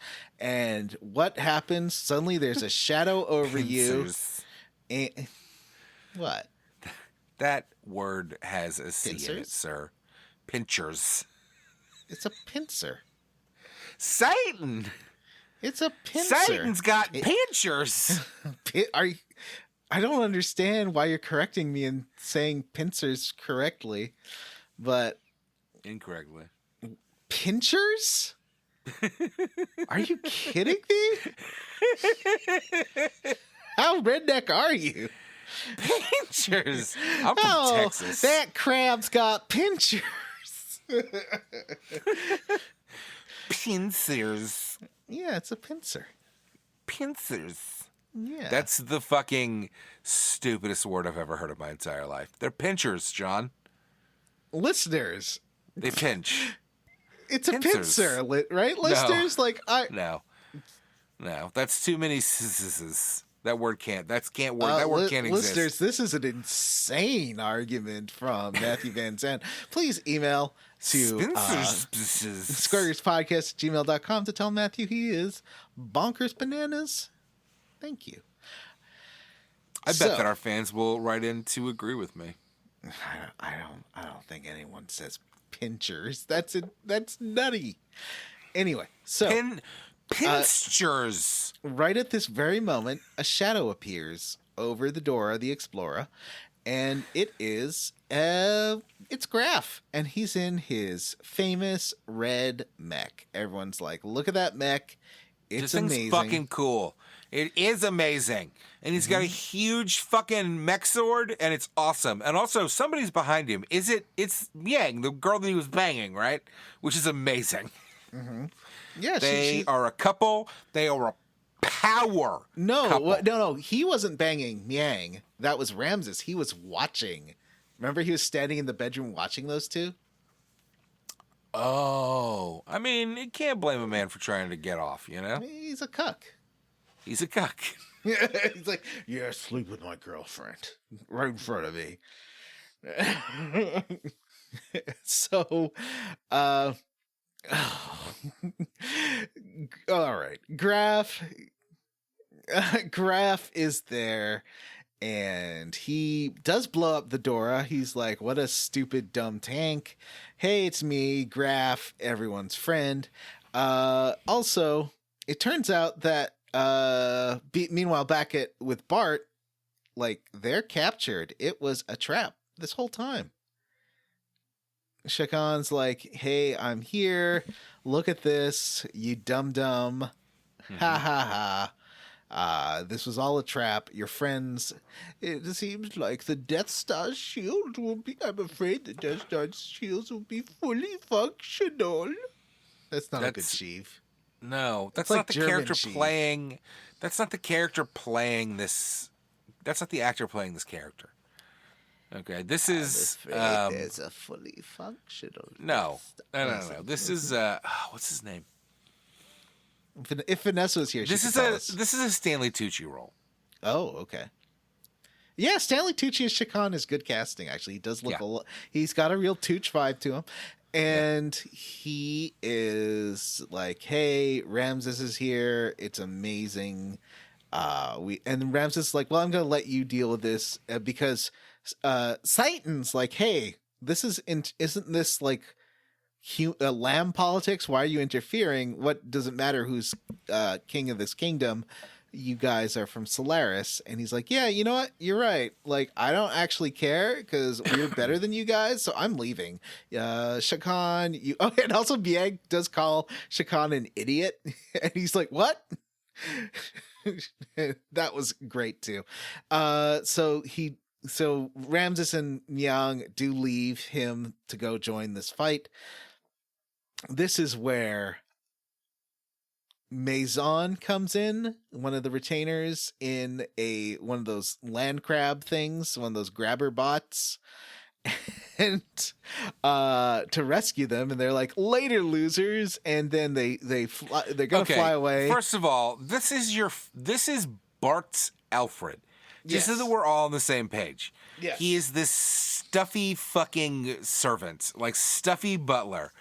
And earlier, I don't know if we talked about it, but earlier we get a quick cutscene where he's like, I have a bad feeling about this. And then cut to this scene with him jumping in like an octopus mobile. Yeah. It flies in on a helicopter, and he tells Bart and all of Bart's troops to jump in.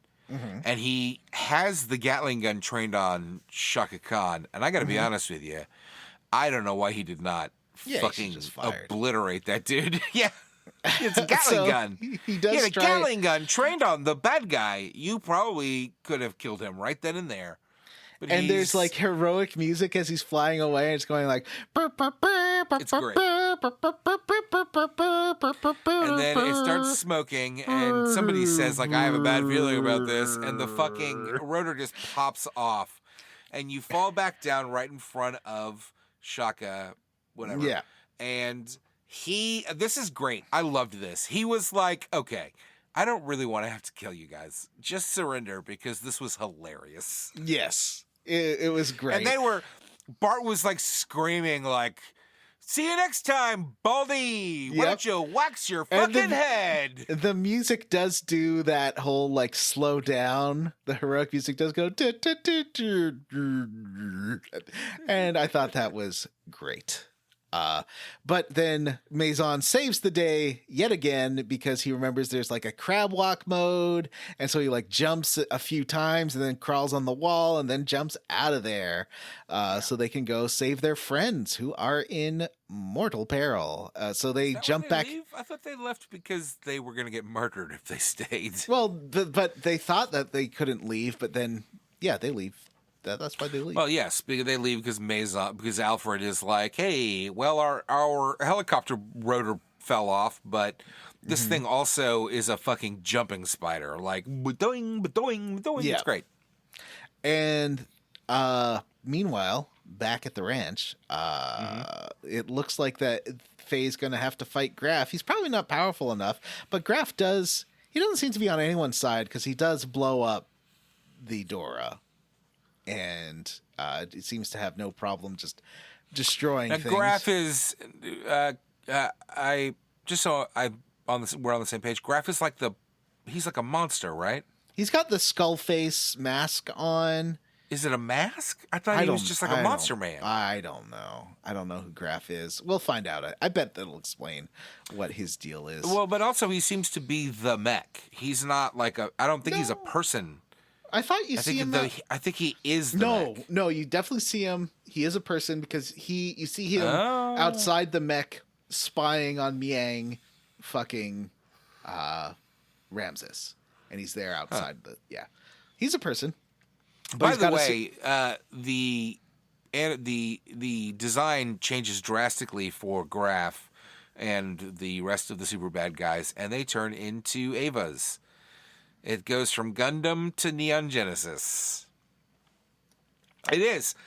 Something that I noticed is that the mechs that we've seen so far are very Gundam, like realistic-y, but the Grahf, and they have like magic wings and fly around, and swords. and then look like Inhuman monsters. So we have graduated from Gundams to Evas. Or angels. At this point, the Yggrasil is here and has come to save the day. Or has it? Because when it comes to try and save the day, Grahf is like, wait a second. And then you see in an amazing cutscene, the Yggdrasil get slowly lifted out of the sand. And then you see that Graf's mech is literally holding the giant ship above him. And the ship is not built to be held at one point like that, which I think is great. Like they put a lot of thought into this. Basically, if one mech lifts up a ship, it's going to snap apart because you're muted, Matt. I can't hear you. Sorry. I appreciate your viewpoint, but I was super confused about what the fuck was happening. Okay, he lifts there was up electricity crawling all over the ship, and he lifts it up, I guess. I think the and electricity used to show repair it? The structural. Like, did he put it back together, and now the ship that we broke is fine, and it's all back in one piece? No. So what's he doing? He lifts up the ship. I believe the electricity is from like the ship starting to tear itself apart. Because he's holding it in the center, it splits into three. It's not built to stand this kind of pressure, and so they have to like. Fortunately, each section of the ship can operate independently. It's like a worm, although I believe worms don't actually work like that. And so the front and back will be fine, but this does leave the command center to die.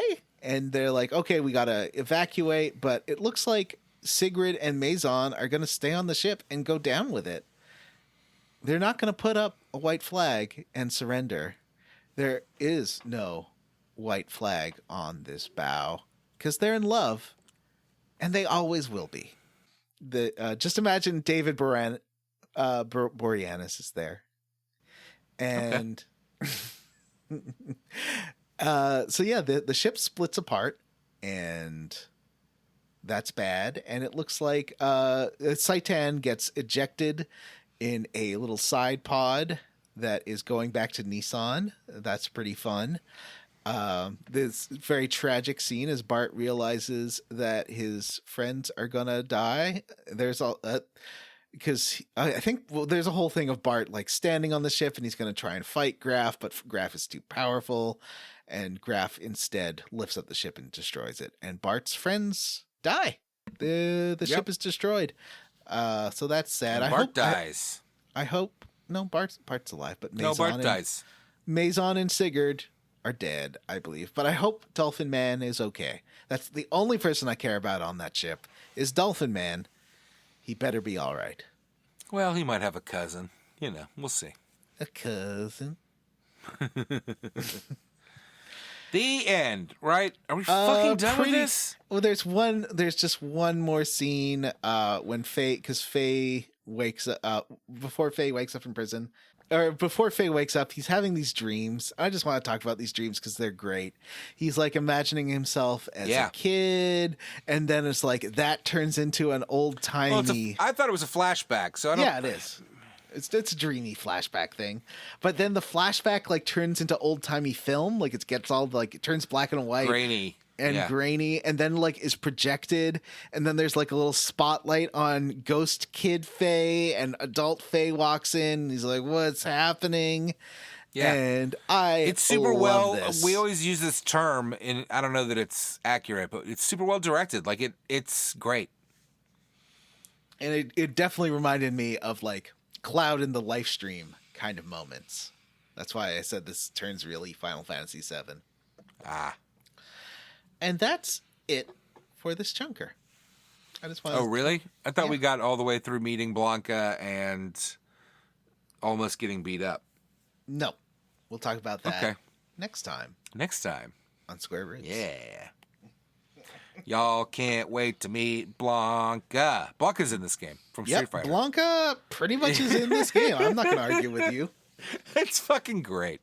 You know what? Like, well, we'll get to it. Let's, before we talk about, what we're squarely against and all that, let's bring up our favorite segment of the podcast.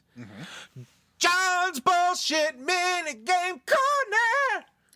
There's a wonderful little mini game here where it actually reminds me a bit of Nier Automata, where you're like playing as the mech dodging, except instead of like being shooter, you get into JRPG fights. If you get hit by that was these what mechs. this is fine, but it frustrated me that I couldn't shoot. I liked that if you bumped into an enemy, you would fight them because it had shmup style pellets and like enemies circling enemies and stuff. It's very clever and it's cool, except you can't fire, which was frustrating. And I did, so basically this is like a top down scrolling up shmup section where you just have to avoid all the different mechs, because they're like, avoid the mechs, get to the warship here, and this is where the plan. The mechs will block you like you are in the fucking NBA. The mechs will get right up on you, but you can't fight them because you can't touch them, because they will just stay that 1 inch away from you. But you can bump into other stuff. Oh, really? I never got into a fight with a mech. I got into fights with like tanks. But the mechs, for some reason, I just could you can not. Definitely get. I ended up getting into fights with them. Well, I got like stuck on 3 in a row. The circling mech, I'm wrong. I'm dumb because the circling mech, I fought. But there was the mech that the mech was circling. That thing was on me like a fucking legitimately like it was an NBA game. It was crazy. I couldn't move in any direction. It mirrored me. It was. I had problems with this, so I ended up and again, any fights you get into take away HP that you need for the boss fight at the end. So there's a lot of strategy to this. Basically, you want to get in as few as possible. I thought this was a neat idea, but again, I would have liked it if it was more of an actual shmup and you shot. But it was fine. It was a cute little. I can see how you could mix both the JRPG fights, the turn-based fights, and shmuppy shooting. And I wish it's called that, Nier Automata, and it's amazing. I mean, there's other examples of games that have done this. John. Nier Automata that is not Automata. Onomatopoeia.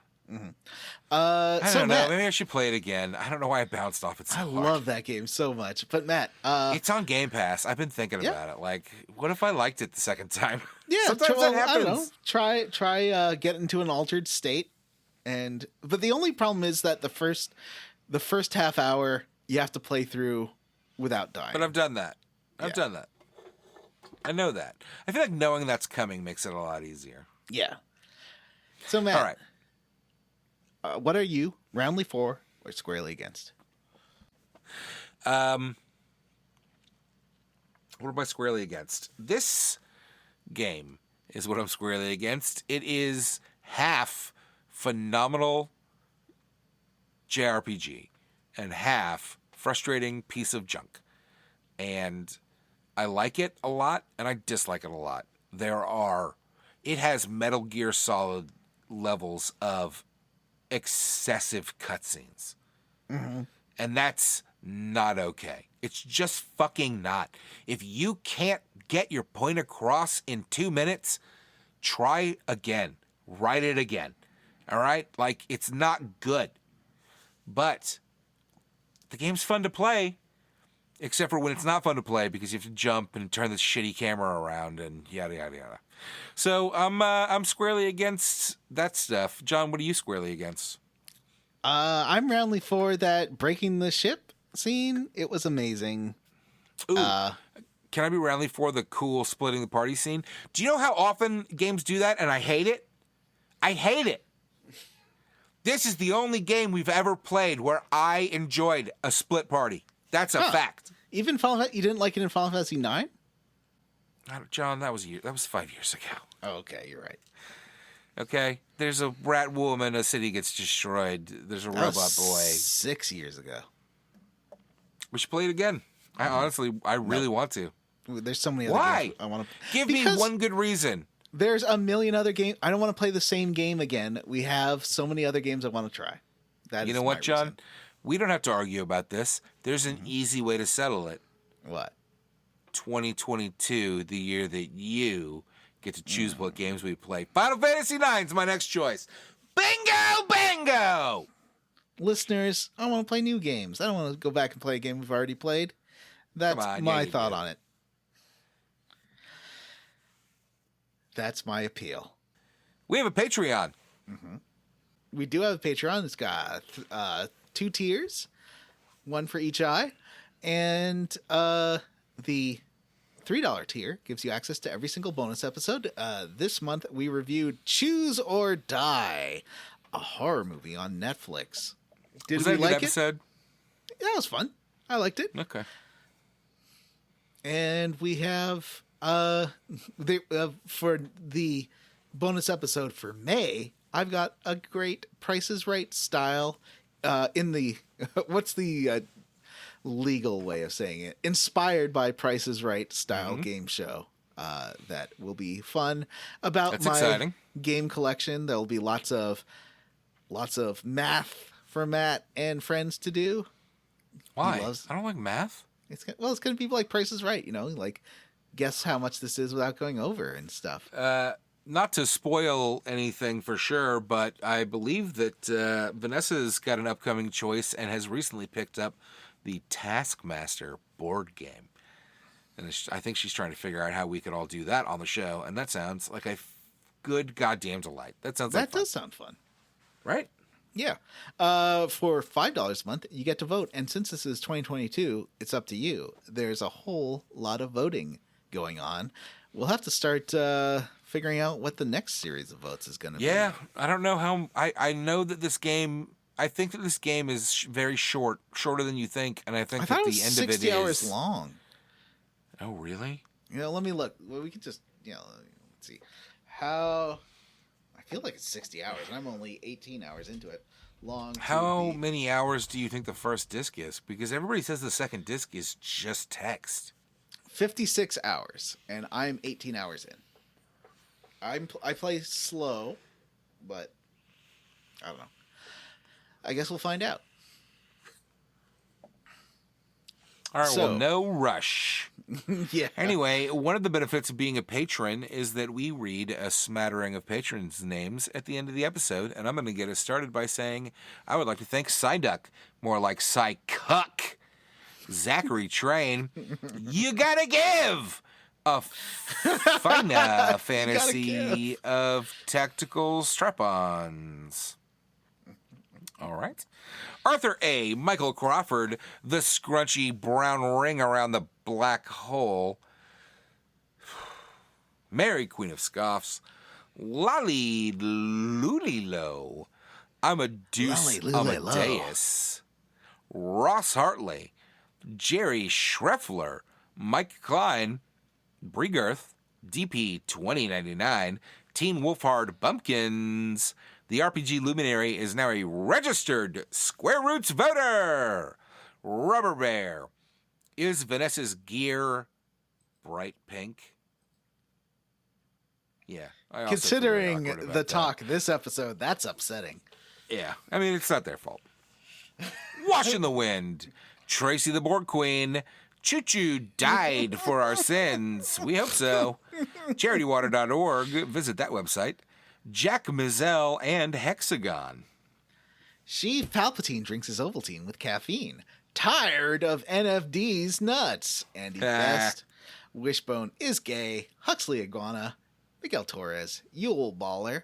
An evil floppy-haired Vanessa boyfriend. Cyril the Wolf. Arr, Magpie Juju. RP Siege. Florian. Jonas Craner. George Brady, Citrus C, our best and handsomest friend Stan Ferguson. Hello, Stan. WWE Mike G, John Scala, Sammy Mitchell, Brian Pitt, Isaac Wright, Sexy Grandma's Boy Toy is Chris Penyak, Dustin Knofford, and Do Good Recklessly. Send us an email. Do it good, and do it good recklessly. SquareRootsPodcast@gmail.com. And if you don't want to do that, go to our Facebook group, the Square Roots Podcast Group for smart, cool, very attractive people, or go to @SquareRootsPod on Twitter. And don't forget to rate, review, and subscribe on iTunes, Ghana, or whatever service you listen to podcasts on.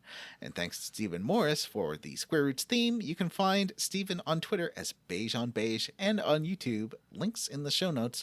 And hey, on Spotify, if you want to hear all our crazy old episodes, go on our RSS feed or to squareroots.libsyn.com for a complete archive. Yeah. Wow, that got longer than it used to be, huh?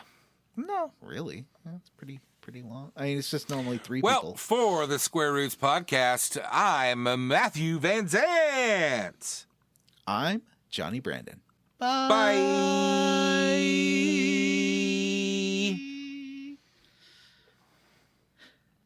It's going to be like a 3-hour episode, Matt.